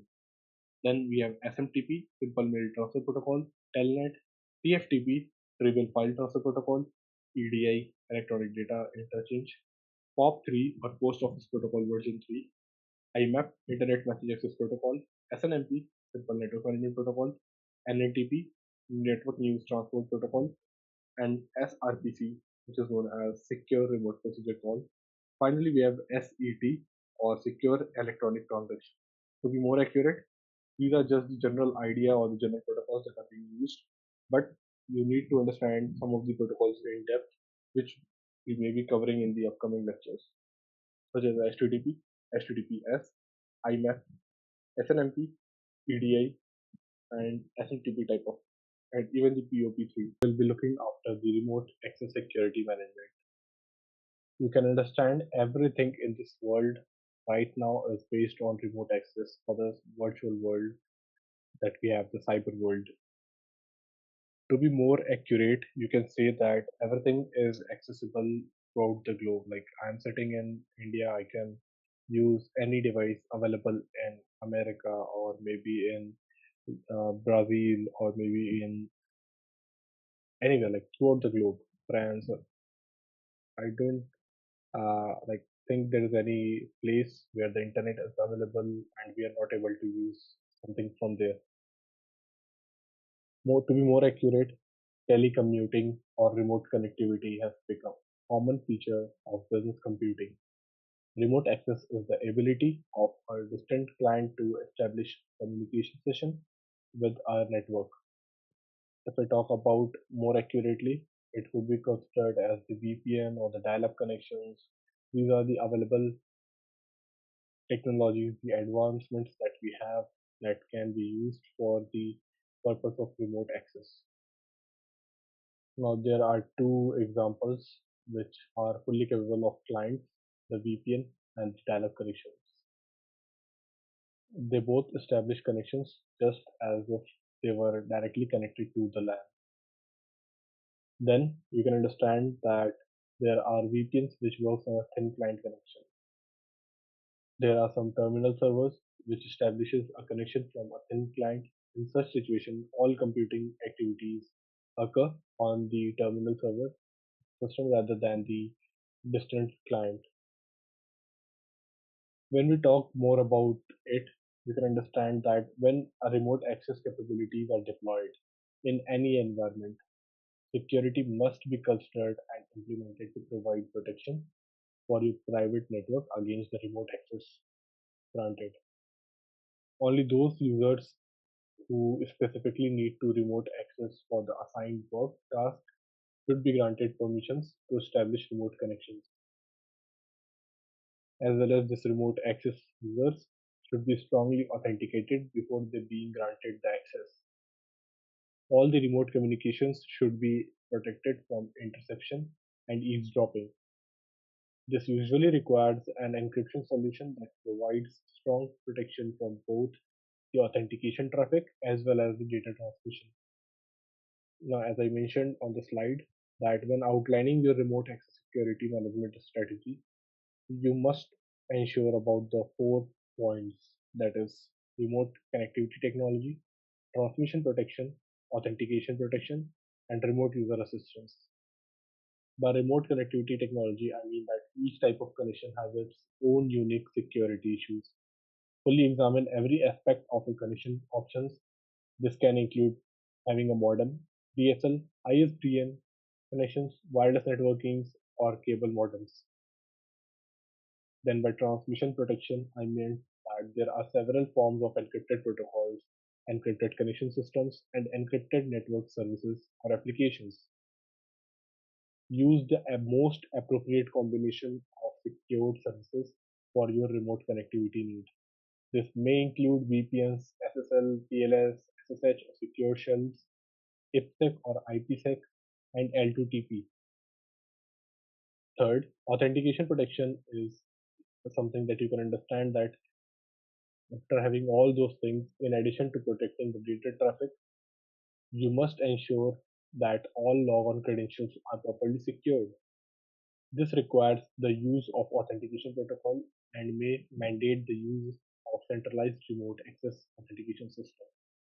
We will look after centralized remote access authentication system in the next lecture, but for now, this can include password authentication protocol like PAP, CHAP, Challenge Handshake Authentication Protocol, EAP or Extensible Authentication Protocol, Radius or Remote Authentication Dial-In User Service, TechX, that means Terminal Access Controller Access Control System. Last but not the least, you must make sure the remote user assistance. Remote access users may periodically require technical assistance. You must have a means to establish or to provide this as efficiently as possible. This can include addressing software and hardware issues, user training issues, and so on. Not to be more accurate, the ability to use remote access or establish a remote connection should be tightly controlled. As mentioned by me earlier, that only those users who required remote access for their task, only those people or those users should be granted such access. You can control and restrict use of remote connectivity by using filters, rules, and access controls based on your user identity, workstation, identity, protocol, application, content, and time of the day. To provide protection and restriction of remote access only to authorized users, you can use callback and caller ID. Callback is a mechanism that disconnects a remote user upon initial contact and then immediately attempts to reconnect to them using a predefined phone number. By this, I mean that the number defined in the user's account security database. Callback does have a user-defined mode. However, this mode is not used for security. It is used to reverse toll charges to the company rather than charging the remote client. Caller ID verification can cause or can be used for the same purpose callback is used by verifying the physical location via phone number of any authorized user. You should make sure that as soon as the work is completed, the session gets expired and the remote user is disconnected. Such as if the working hour of an organization is 6 to 8, users should not be able to log in before 6 or after 8. It should be a standard there, but in that case, like if you need some exceptions, you can definitely put on the exceptions in the rules. But it should be a standard element in your security policy that no unauthorized modems be present on any system that is connected to the private network.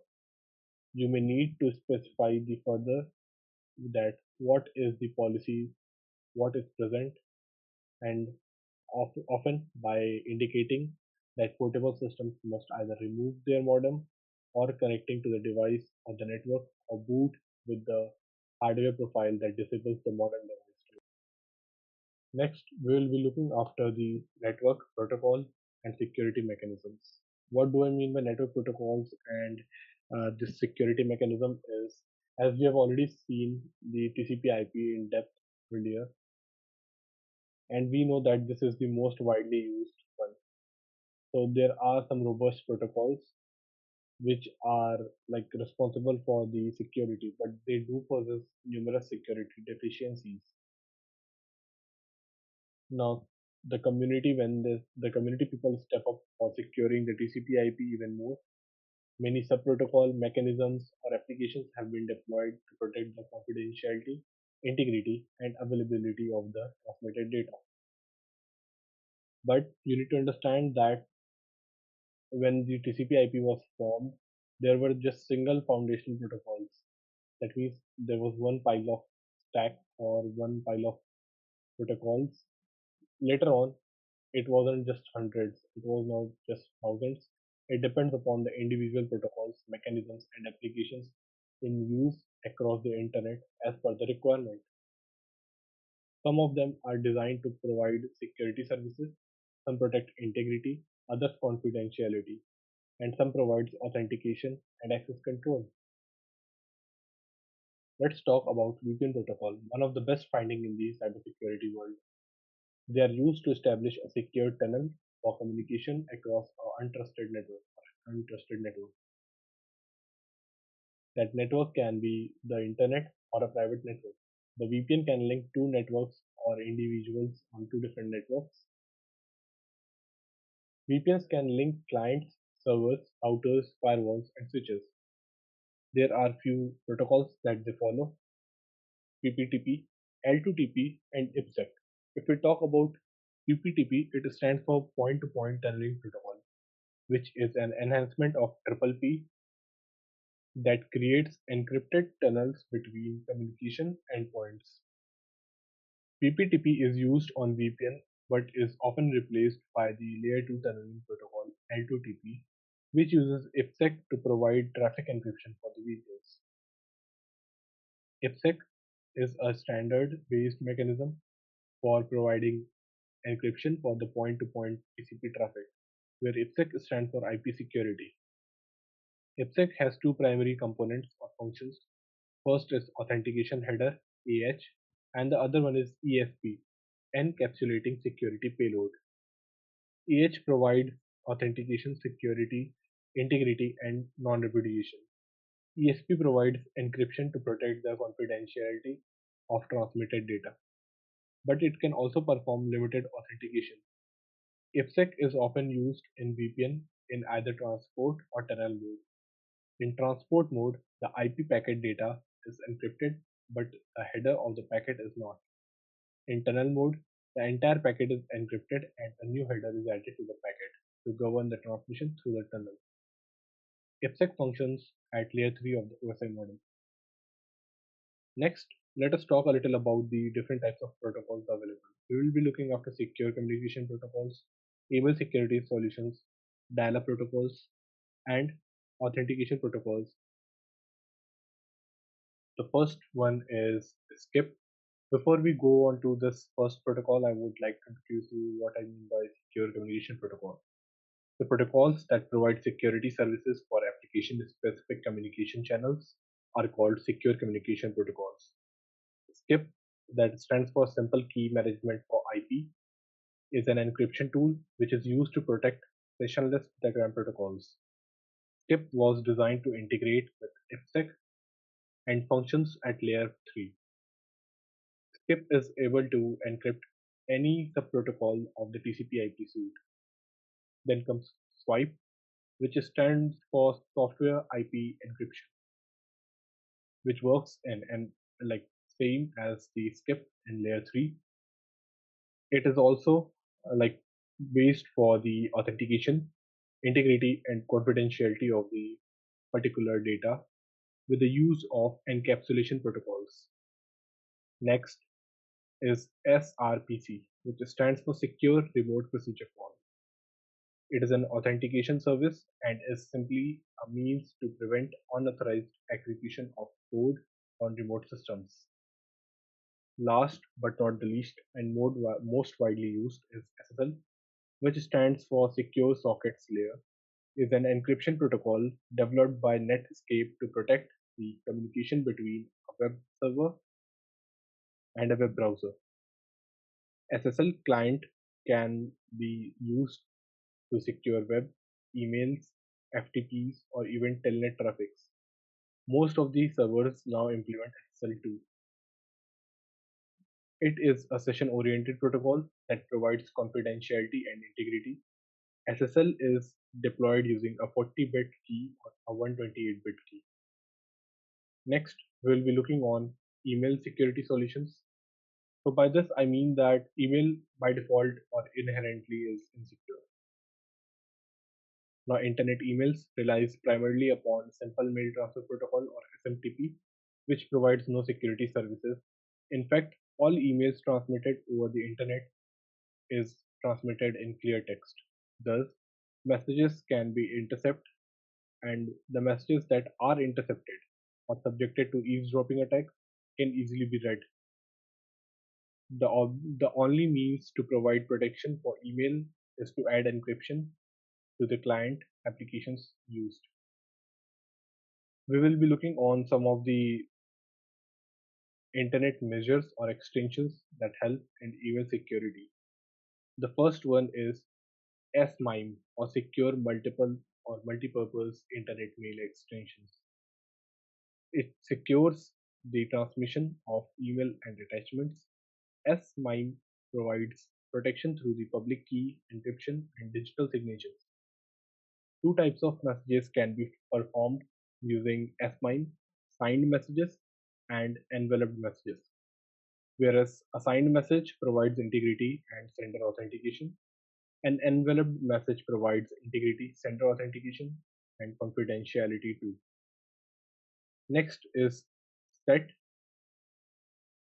SET stands for Secure Electronic Transaction, which is a security protocol for the transmission of transactions over the internet. SET is based on the RIVSET or Rivest, Shamir, and Edelman, which is RSA. Again, I repeat, Rivest, Shamir, and Edelman. RSA encryption and data encryption standard, which is TES.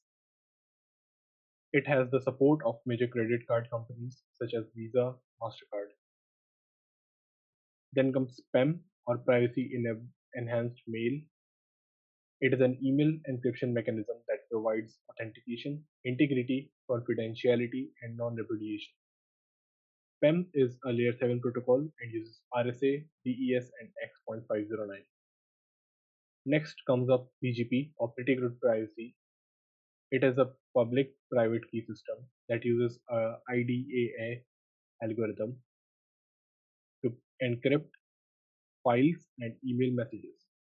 PGP is not a standard but rather an independent developed product that has wide internet grassroots support.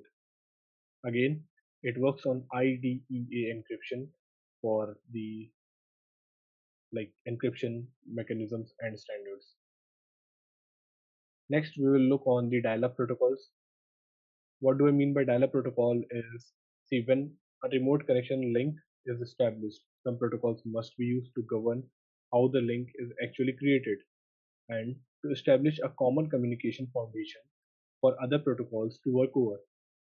Dial-up provides this function not only to for a true dial-up links but also for some VPN links. There are two various ways. First one is triple P, which stands for point-to-point protocol.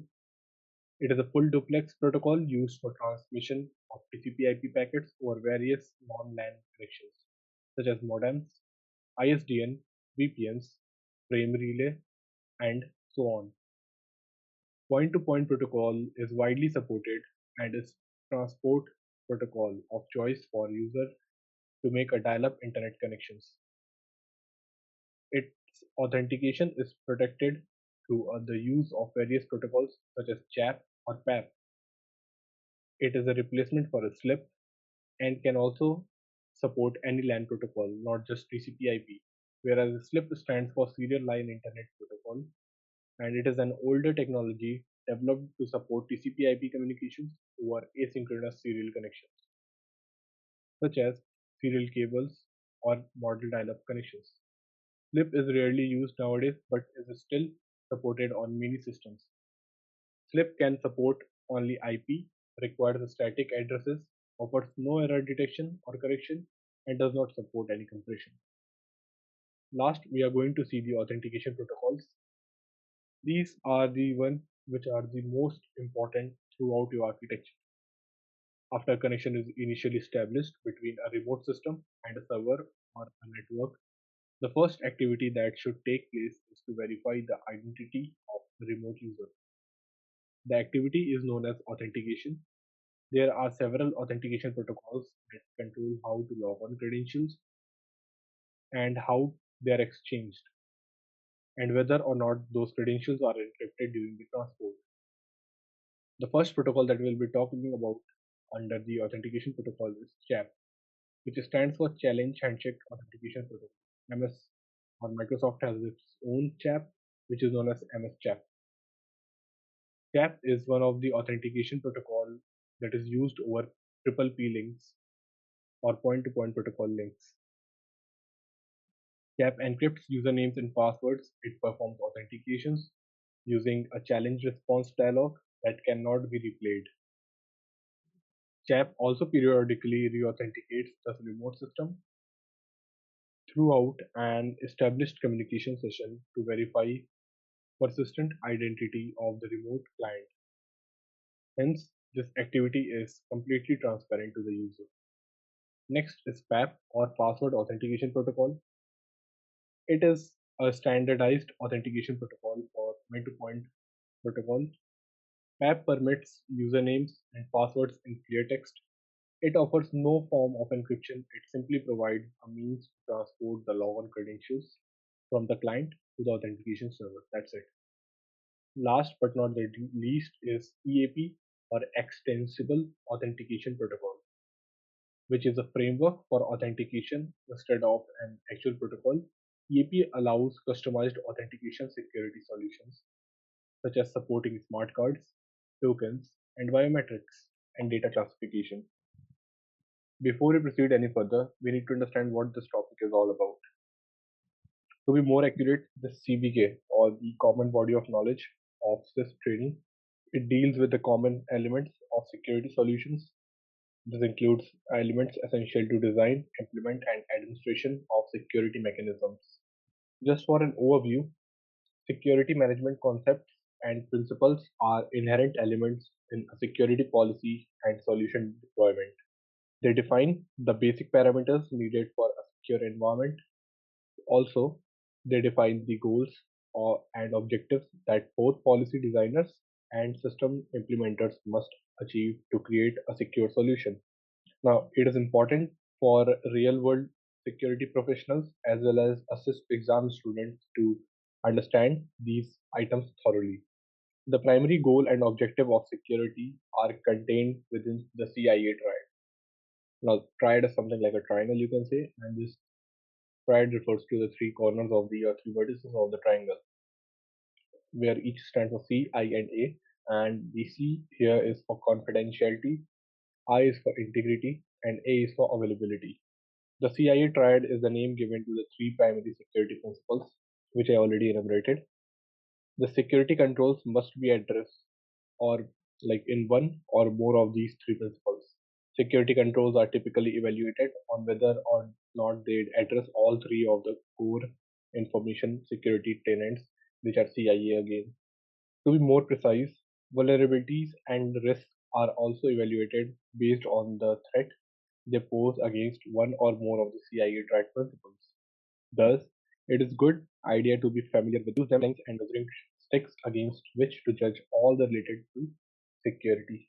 Now, these three principles are considered the most important within the realm of society or security.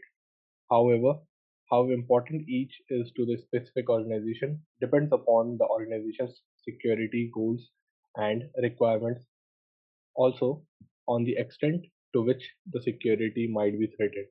So coming on the first point, confidentiality. So you can serve, like understand it as a serve from the first, what do we say, the cone bowl to understand the confidentiality. It is a very easy term for you to understand. Let us say if you're passing your bill paper or if father is passing the bill paper to someone, he may like think not to be showing it to anyone. It is possible. So no one gets to know about it. That is the confidentiality. You do not want to show the papers of your home. That is also a part of confidentiality. To a perspective of company like Coca-Cola, they never reveals the ingredients they mix to create the Coca-Cola cool drink, the soft drinks. So it is the part of confidentiality. Not to be like more definitive way, the first principle of the CIA triad is confidentiality. If a security mechanism offers confidentiality, it offers a high level of assurance that data, objects, or resources are not exposed to unauthorized subjects. If a threat exists against confidentiality, there is the possibility that unauthorized disclosure could take place. In general, for confidentiality to be maintained on a network, data must be protected from unauthorized access, use, or disclosure while in storage, in process, and in transit. Unique and specific security controls are required for each of these states of data, resources, and objects to maintain the confidentiality. There are numerous attacks that focus on the violation of confidentiality. These include capturing network traffic and stealing password files, as well as social engineering attacks, port scanning, shoulder surfing, eavesdropping, sniffing, and the list goes on. Violation of confidentiality are not limited to directed intentional attacks. Many instances of unauthorized disclosures of sensitive or confidential information are due to human error, oversight, or ineptitude. Events that lead to confidentiality breaches include failing to properly encrypt a transmission, failing to fully authenticate a remote system before transferring data, leaving an open, otherwise secured access point, accessing malicious code that opens a backdoor, or even walking away from an access terminal while data is displayed on the monitor itself. Confidentiality violations can occur because of the actions of an end user or a system administrator. They can also occur due to an overnight or oversight in a security policy or a misconfigured security control. There are numerous countermeasures to ensure confidentiality against possible threats, which includes the use of encryption, network traffic padding, strict access control, rigorous authentication procedures, data classification, and extensive personnel training. Now, to be more understanding, confidentiality and integrity are dependent upon each other. Without object integrity, confidentiality cannot be maintained. Other concepts, conditions, and aspects of confidentiality include sensitivity, discretion, criticality, concealment, secrecy, privacy, seclusion, and isolation. Next, we'll talk about integrity. The second principle from the CIA triad is integrity. For integrity to be maintained, objects must retain their veracity and be intentionally modified by only authorized subjects. Now, let us say you kept a bowl of ice cream in the fridge today and you put up a mark that I kept it till this level. Next day, you wake up and someone eat a scoop of it. That means integrity of the ice cream has been compromised. Like there has been some changes that you even don't know, being the owner of the file or the owner of the ice cream. If a security mechanism offers integrity, it offers a high level of assurance that the data, objects, and resources are unaltered from their original processed or protected state. Now, this includes alteration occurring while the object is in storage, in transit, or in process itself. Thus, maintaining integrity means the object itself is not altered and the operating system and programming entities that manage the entity and manipulate the objects are not compromised itself. Now, if you want to like examine the integrity, there are three perspectives that you need to take care about. First, unauthorized subjects should be prevented from making modifications. Second, authorized subjects should be prevented from making unauthorized modifications. Last but not the least, objects should be intentionally or internally and externally consistent so that their data is correct and true reflection of the real world, and any relationship with any child, peer, or parent object is valid, consistent, and verifiable. For integrity to be maintained on a system, controls must be in place to restrict access to data, objects, and resources. Additionally, activity logging should be employed to ensure that only authorized users are able to access their respective resources. maintaining and validating object integrity across storage, transport, and processing requires numerous variations of controls and oversight. However, there are again numerous of attacks that focus on the violation of integrity itself, which can include viruses, logic bombs, unauthorized access, error in coding and applications, malicious modification, intentional replacement, or system backdoors. As with the confidentiality, integrity violations are not limited to the intentional or internal attacks. Many instances of unauthorized alteration of sensitive information are due to human error, oversight, or ineptitude. Events that lead to integrity breaches include accidentally deleting the files, entering invalid data, altering configurations, including errors in commands, codes, and scripts, introducing a virus, and executing malicious code such as Trojan horse. Integrity violations can be occur because of the actions of the any user, including the administrator itself. They can also occur due to an oversight in a security policy or a misconfigured security control. Again, there are numerous countermeasures to ensure integrity against possible threats. These include strict access control, rigorous authentication protocol procedures, file intrusion detection system or intrusion detection system, object and data encryption, hash total verification, interface restriction, input output function checks, and extensively personal training. Last, integrity is dependent upon confidentiality. Without confidentiality, integrity cannot be maintained. Other concepts, conditions, and aspects of integrity include accuracy, truthfulness, authenticity, validity, non repudiation, accountability, responsibility, completeness, and comprehensiveness. Next, we'll talk about availability. Just a second, let me make it available for you. Great. So, coming on the availability, it is the third principle from the CIA triad, which is availability again, which means that authorized subjects are granted timely and uninterrupted access to the objects. Now, if a security mechanism offers availability, it offers a high level assurance that the data, objects, and resources are accessible to authorized subjects. Availability includes efficient, uninterrupted access to objects and preservation of denial of service attacks or DOS attacks.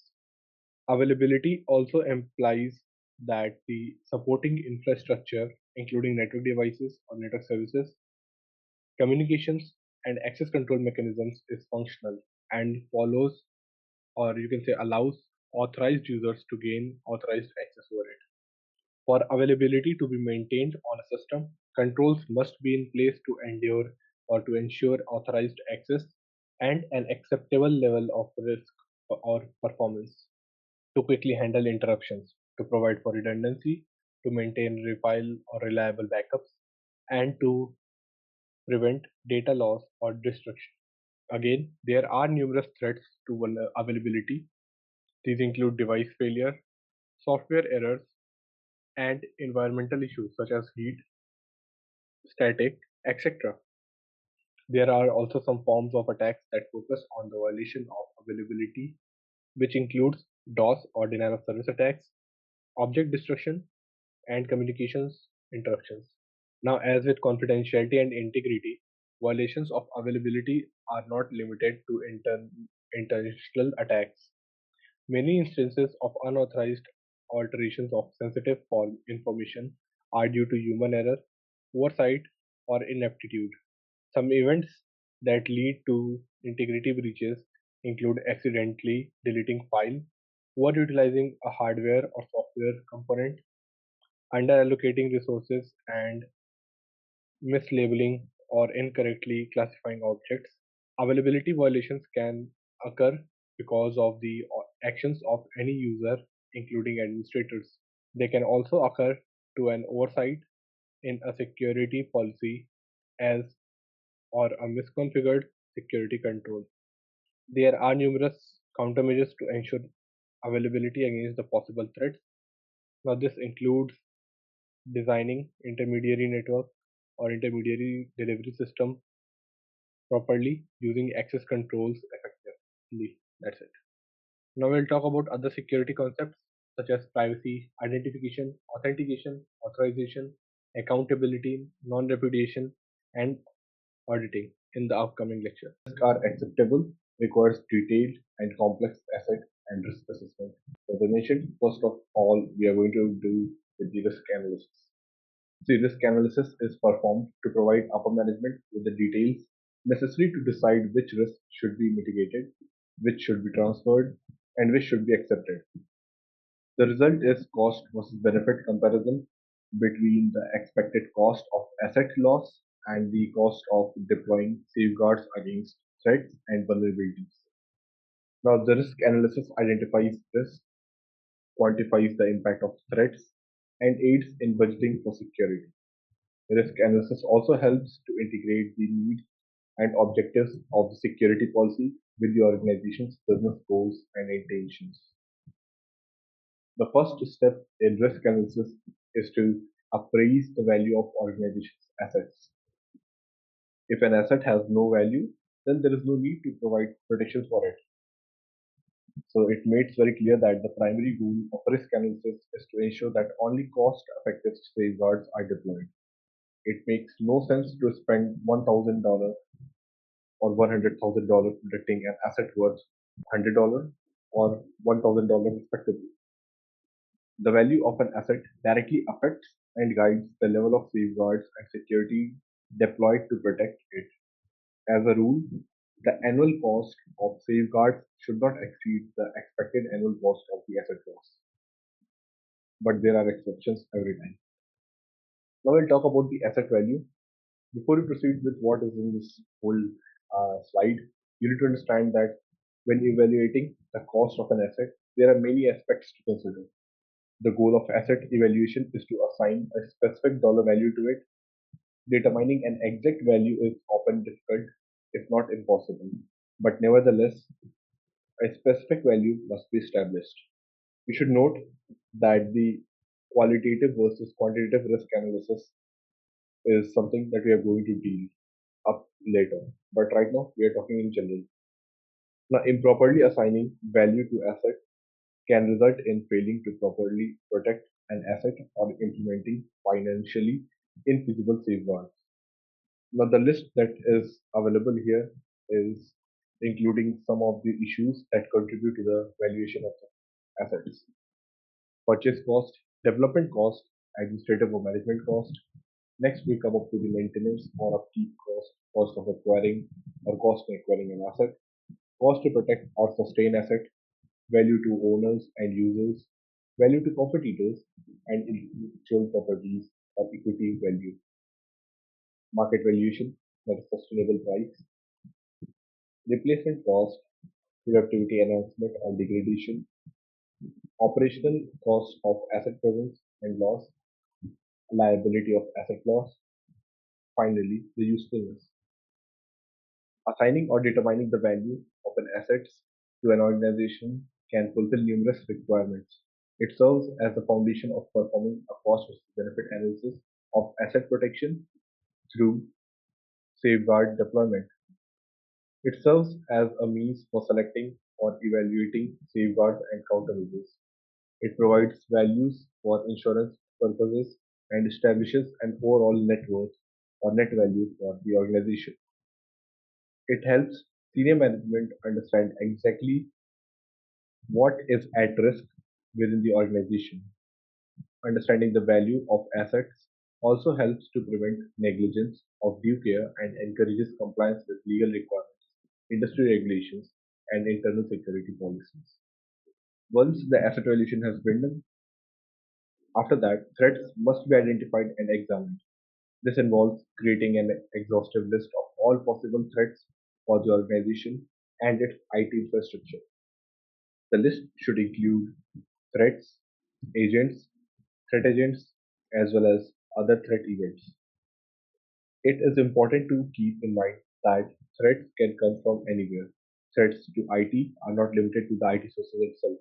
When compiling a list of the virus threats, be sure to consider the particular slide that is in front of, which includes viruses, hackers, processing errors, buffer overflows, coding programming errors, cascade errors and dependency faults, user errors or user errors, personal privilege abuse, intruders physically or logically, criminal activities by authorized users, natural disasters, which includes earthquake, flood, firewalls, fire, volcanoes, hurricanes, tornadoes, tsunamis, etc. Temperature extremes, environmental factors such as presence of gases, liquids, organisms, etc. Movement, which could be vibration, jaggering, etc. Again, physical damage, crushing, projectiles, cable surveying, etc. So, next is energy anomalies, which include static EM pulses, radio frequencies, RFs, we call them as SDRs, power losses, power surges, etc. Then we have equipment failure, intentional attacks, misuse of data, resources or services, loss of data, physical theft, reorganization, changes or compromise to data, classification of service, security policies, information warfare, social engineering, and the last three are authorized user illness or epidemics, government political or military intrusions or restrictions, bankruptcy or alteration interruptions of the business activity. Now, in most of the cases, a team rather than a single individual should perform risk assessment and analysis. Also, the team members should be from various departments within the same organization. It is not usually a requirement that all team members be security professionals or even network or system administrators. The diversity of the team based on the demographics of the organization will help to exhaustively identify and address all the possible threats and risks. Once a list of threats is developed, each threat is and its related risk must be individually evaluated. There are two risk assessment methodologies, quantitative and qualitative. As I mentioned, we are going to discuss that. So for general, right now you need to understand that quantitative risk analysis assigns real dollar figures to the loss of an asset, whereas some assets are there which we cannot do the same way. Hence, the qualitative risk analysis assigns subjective and intangible values to the loss of an asset. Both methods are necessary for the completion of the risk analysis.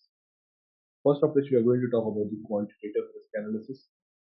In this, we are going to talk about the method, cost function, threat risk calculation, calculating safeguards, and calculating ALE. See, the quantitative method results in concrete probability percentages. However, a purely quantitative analysis is never possible. Not all the elements and aspects of the analysis can be quantified because some are qualitative, subjective, or intangible. The process of quantitative analysis or risk analysis starts with asset valuation and threat identification. Next, you estimate the potential and frequency of each risk. The information is then used to calculate various cost functions that are used to evaluate safeguards. As I mentioned, cost function. So coming on the cost function, we are going to talk about exposure factor, single loss expectancies, which is also known as SLE, annualized risk of occurrence, and annualized loss expectancy, which is ALE that we talked about. So some of the function cost, as I mentioned, these are the associations. First is exposure factor, which is also known as EF. It represents the percentage of loss that an organization would experience if a specific asset were violated by a realized risk. The EF can also be called as the potential or the loss potential. In most cases, a realized risk does not result in the total loss of an asset. The EF simply indicates the expected overall asset value loss due to the single realized risk. The EF is usually small for assets that are easily replaceable, such as hardware. It can be very large for assets that are irreplaceable or proprietary, such as product designs or a database of customers. The EF is expressed as a percentage. Next is SLE. The EF is needed to calculate the SLE. The SLE is the cost associated with the single realized risk against a specific asset. It indicates the exact amount of loss an organization would experience if an asset were harmed by a specific threat. The SLE is calculated using the formula SLE is equals to asset value into exposure value factor EF. Let me just write it down here for you. So exposure is something we call as EF, and then we have SLEs. where we say SLE equals to asset value, okay, that we will find in the previous step, and that is multiplied with the factor of exposure, that is exposure factor, or I'll just write it as EF. Okay, great. Sometimes we will also see that this AV into EF is written. Okay, so I'll just make it as asset value, and I'll put it in a braces, call it AV. Isn't it?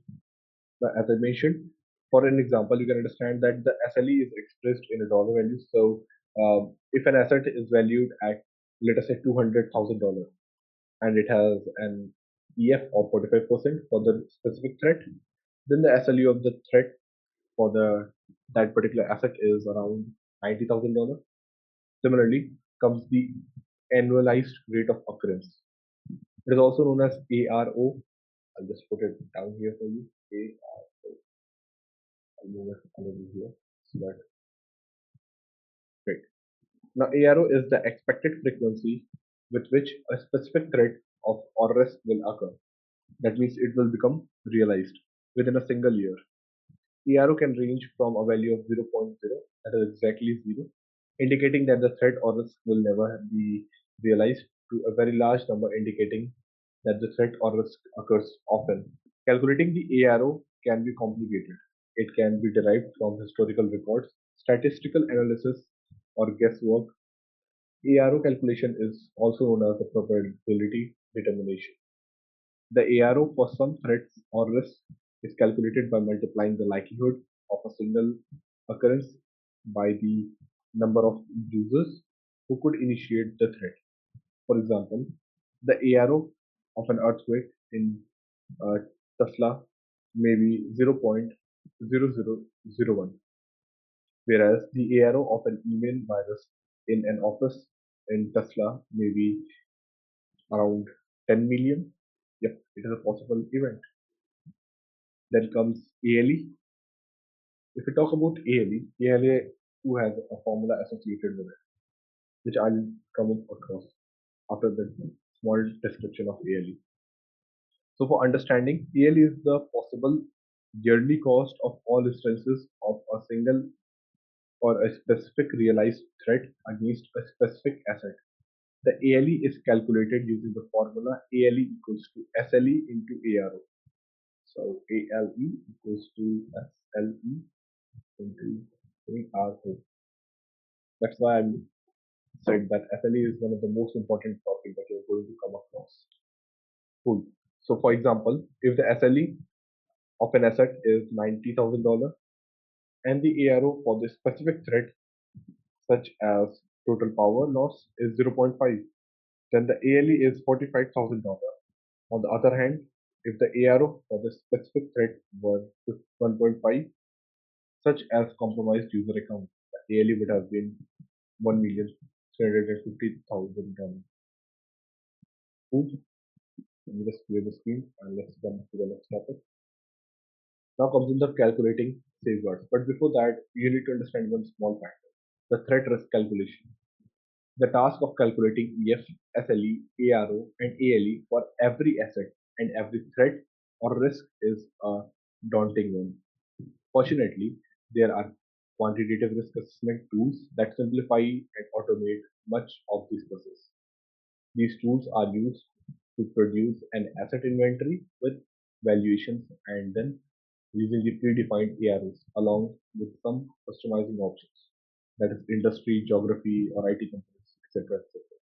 Now all these are done to produce risk analysis report. Coming to the calculating safeguards, for each specific risk, one or more safeguards or countermeasures must be evaluated on a cost versus benefit basis. To perform this evaluation, you must first compile a list of safeguards for each threat. Then each safeguard must be assigned a deployment value. There are numerous factors involved in calculating this value, which includes cost of purchase, development, and licensing. Second, cost of implementing and customization, cost of annual operation, maintenance, administration, and so on. Then we have cost of annual repairs and upgrades, productivity improvement or loss, changes to environment, and the final one is cost of testing and evaluation. That's it for this lecture to the system development controls. That is the last major topic of this session. And then we'll summarize all things, and then we'll try to check your knowledge, how much you have learned from it. Great. So the first thing is system development controls. As the first point says, many organizations use custom developed hardware and software systems to achieve flexible operational goals, which we'll look into in depth in chapter 8, you can say, or the 8th major topic, where we'll talk about the malicious code and application attacks. See, to protect against these vulnerabilities, it is vital to introduce security concerns into the entire system's development lifecycle. An organized methodological or methodology process helps ensure the particular solution that meets functional requirement as well as security guidelines. Now I'm going to talk about some of the important aspects. For example, you can say software development itself. By exploring these topics, we are going to explore the spectrum of system development activities with an eye towards security concerns that should be foremost on the mind of any information security professional engaged in solution development or development. As I mentioned, first thing first is software development. Now, security should be a consideration at every stage of systems development, including the software development process. Now, if we talk about programmers, they should strive to build security into every application they develop, with greater levels of security provided to critical applications and those that provide or process sensitive information. It is extremely important to consider the security implications of a software development project from the early stages because it's much easier to build security into the system than it is to add security onto our existing system. Now, just a quick review point is that in most organizations, security professionals come from a system administration background and don't have professional experience in software development. If your background doesn't include this type of experience, don't let that stop you from learning about it and educating your organization's developers on the importance of safety or security. No matter how advanced your development, your systems will likely fail at some point in time.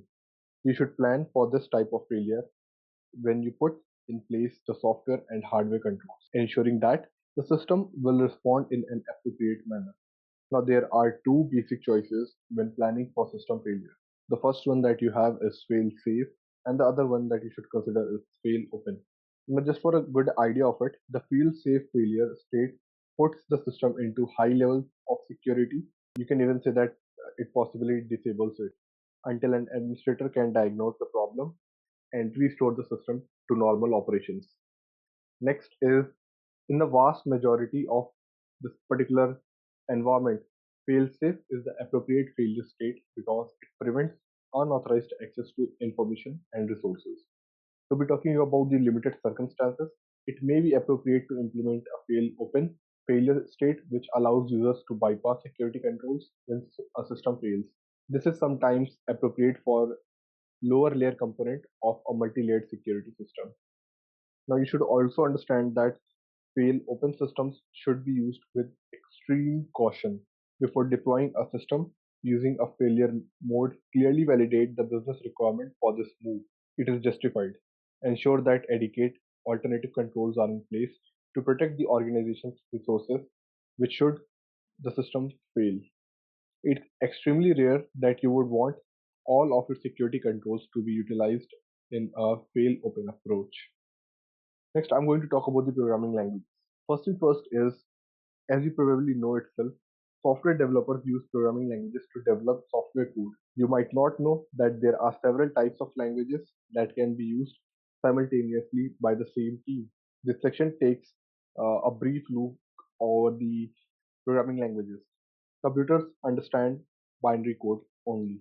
They speak a language of ones and zeros, and that's it. The instructions that a computer follows are made up of a long series of binary digits in a language known as machine language. Each CPU chipset has its own machine language, and it's virtually impossible for a human being to decipher anything but the most simple machine language code without the assistance of specialized software. Now we have an assembly language, which is a higher level alternative that uses mnemonics to represent the basic instruction set of a CPU. Again, but it still requires hardware-specific knowledge of a relatively obscure assembly language. It is also requires a large amount of tedious programming. A task as simple as adding two numbers together could take 5 or 6 lines of assembly code. Programmers, of course, don't want to write their code in either machine language or assembly language, isn't it? That's why they prefer to use high-level languages such as C++, Java, and Visual Basic. Nowadays, we are looking on to the Python, which is like beating every other language in the industry. These languages allow programmers to write instructions that better approximate human communication and also allow some portability between different operating systems and hardware platforms. Once programmers are ready to execute their programs, there are two options available to them, depending upon the language they have chosen. Some languages such as C++, Java, and Fortran are compiled languages. When using a compiled language, the programmer uses a tool known as the compiler to convert the higher level language into an executable file designed for use on a specific operating system. This executable is then distributed to end users who may use it as they see fit. Generally speaking, it's not possible to view or modify the software instructions in an executable file. Other languages such as JavaScript and VBScript, even including the Python, these are the interpreted languages. When these languages are used, the programmer distributes the source code, which contains instructions in the higher level language. End users then use an interpreter to execute that source code on their system. Now they are able to view the original instructions written by the programmer, hence they can make any modification they want. There are security advantages and disadvantages to each approach. Compiled code is generally less prone to manipulation by a third party. However, it is also easier for a malicious or unskilled programmer to embed backdoors and other security flaws in the code and escape detection because of the original instructions can't be viewed by the end user. Whereas interpreted code, however, is less prone to the insertion of malicious code by the original programmer because the end user may view the code and check it for its accuracy. On the other hand, everyone who touches the software has the ability to modify the programmer's original instructions and possibly embed malicious code in the interpreted software. So I'll give you just a small look around what this languages look like. I'll show you by the command line so that it would be easier for you to understand.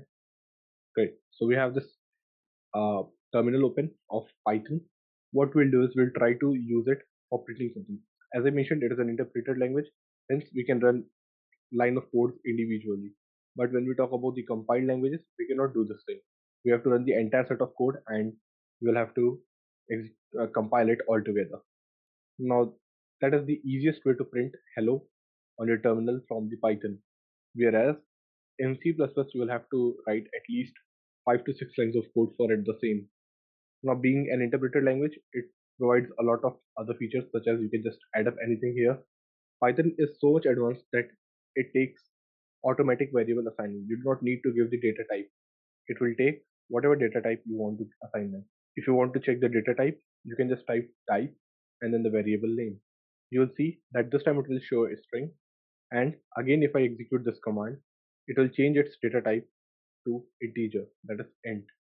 There is a lot more to talk about, but due to the lack of timing, we cannot discuss much in depth about it.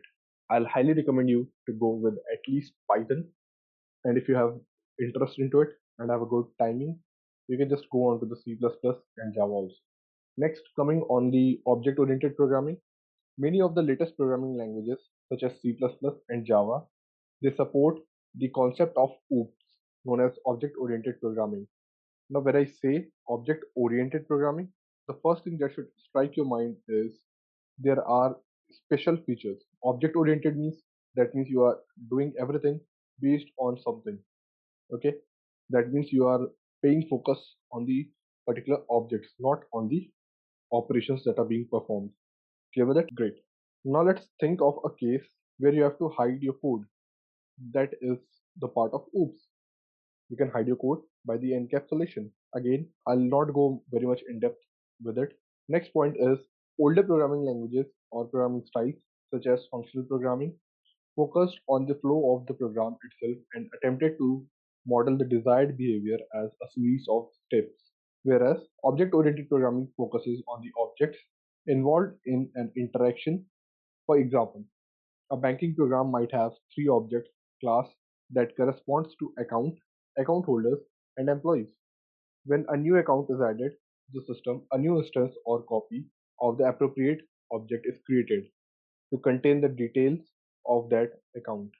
Each object in the OOP or object-oriented programming model has methods that corresponds to specific actions that can be taken on the object. For example, the account object can have methods to add funds, deduct funds, close the funds, and transfer the ownership. Objects can also be subclasses of other objects and inherit methods from their parent class.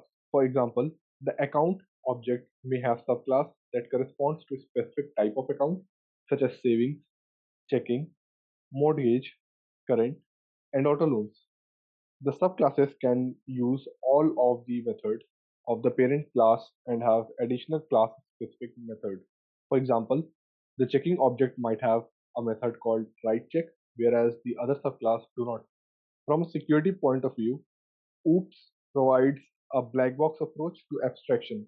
Users need to know the detail of an object's interface, generally the inputs, outputs, and actions that corresponds to each of the object's method.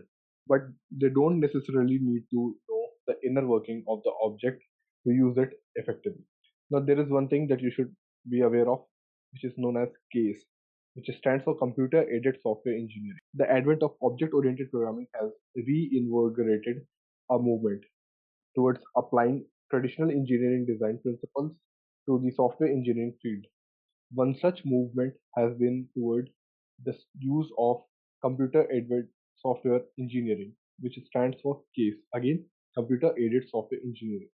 These tools help to developers, managers, and customers in order to help them interact through the various stages of the software development lifecycle. One popular case tool is Middle Case, which is used in the design and analysis phase of software engineering to help create screen and report layouts.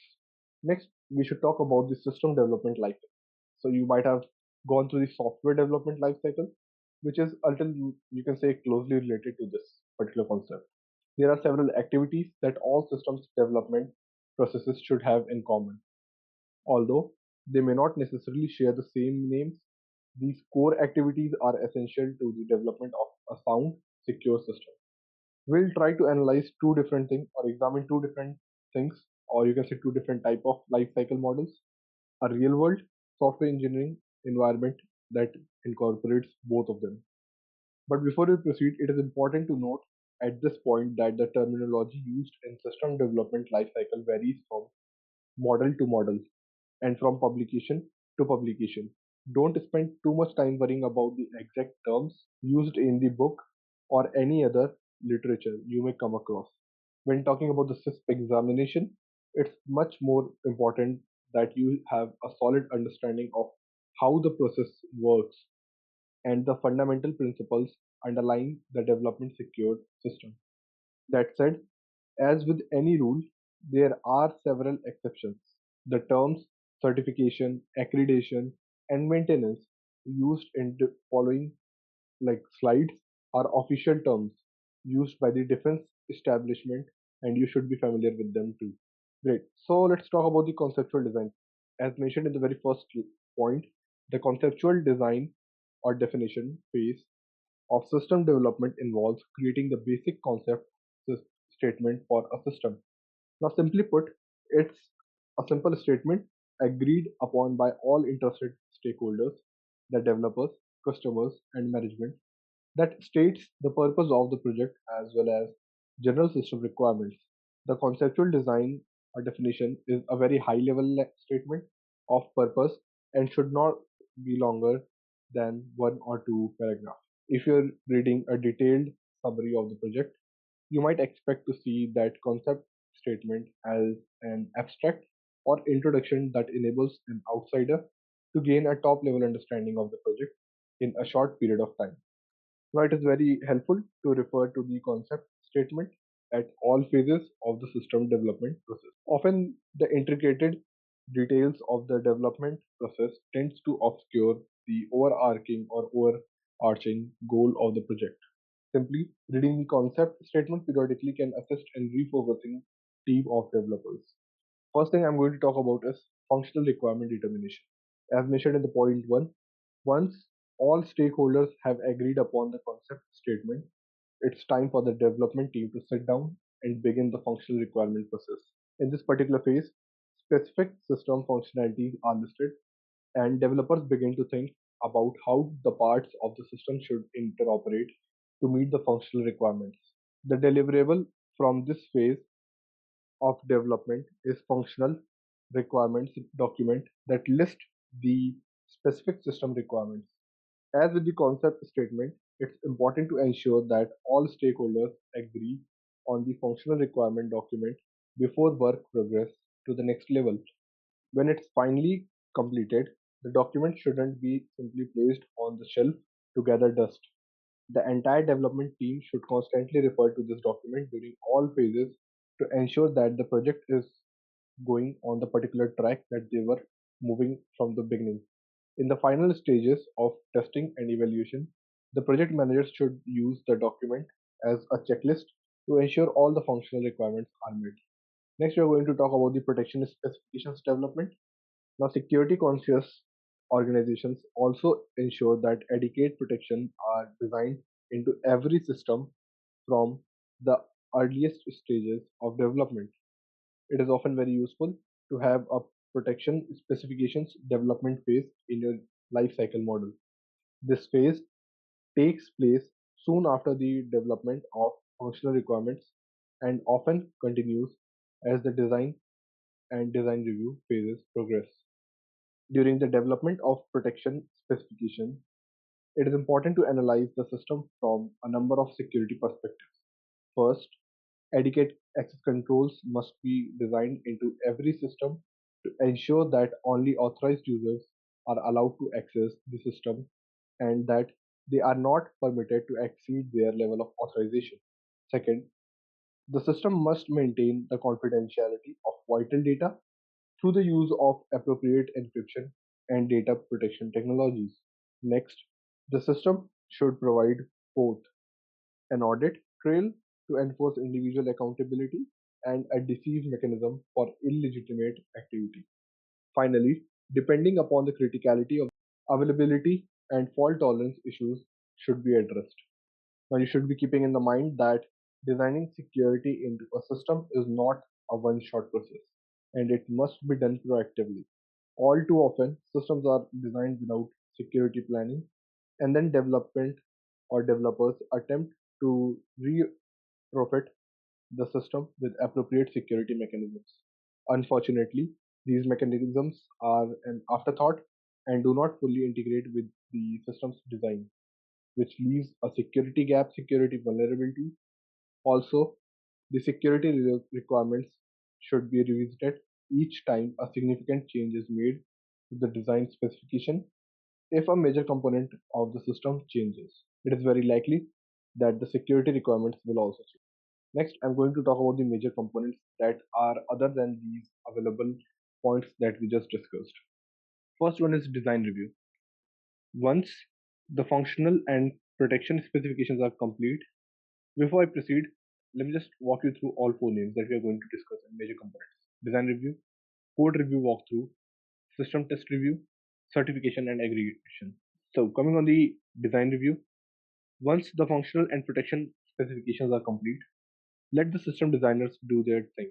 In this often lengthy process, the designers determine exactly how the various parts of the system will interoperate and how the modular system structure will be laid out. Also, during this phase, the design management team commonly sets specific tasks for various teams and lays out initial timelines for completion of coding milestones. After the design team completes the formal design documents, a review meeting with the stakeholders should be held to ensure that everyone is in agreement that the process is still on track for successful development of a system with the desired functionality. Next, code review walkthrough. Once the stakeholders have given the software design their blessing, it's time for the software developers to start writing the code. Project managers should schedule several code review, walkthrough, meetings at various milestones throughout the coding process. These technical meetings usually involve only development personnel who will sit down with a copy of the code for a specific module and walk through it, looking for problems in the logical flow or other design security flaws. The meetings play an instrumental role in ensuring that the code produced by the various level or development teams performs according to the specification that were decided. Third point is system test review.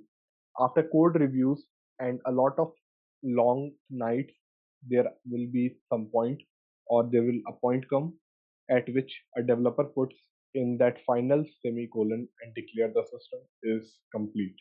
As any seasoned software engineer knows, the system is never complete. Now it's time to begin the system test review phase. Initially, most organizations perform the initial system test using development personnel to seek out any obvious errors.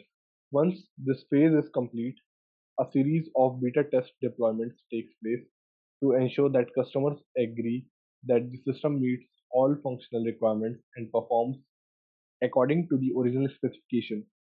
As with any critical development process, it is important that you maintain a copy of written system test plan and test results for future review. Last but not the least is certification and accreditation. Certification and accreditation are additional steps in the software and IT systems development process, normally required from defense contractors and others working in the military environment. The official definition of these terms used by the US government from Department of Defense Instruction 5200.40 and closer to. First thing is certification. The comprehensive evaluation of the technical and non-technical security features of an IT system and other safeguards made it support of the accreditation process to establish the extent that a particular design and implementation meets a set of specified security requirements. Whereas if we talk about the accreditation, the formal declaration by the designated approving authority or DAA that an IT system is approved to operate in a particular security mode using a prescribed set of safeguards at an acceptable level of risk. Now, there are two government standards currently in place for the certification and accreditation for the computing systems.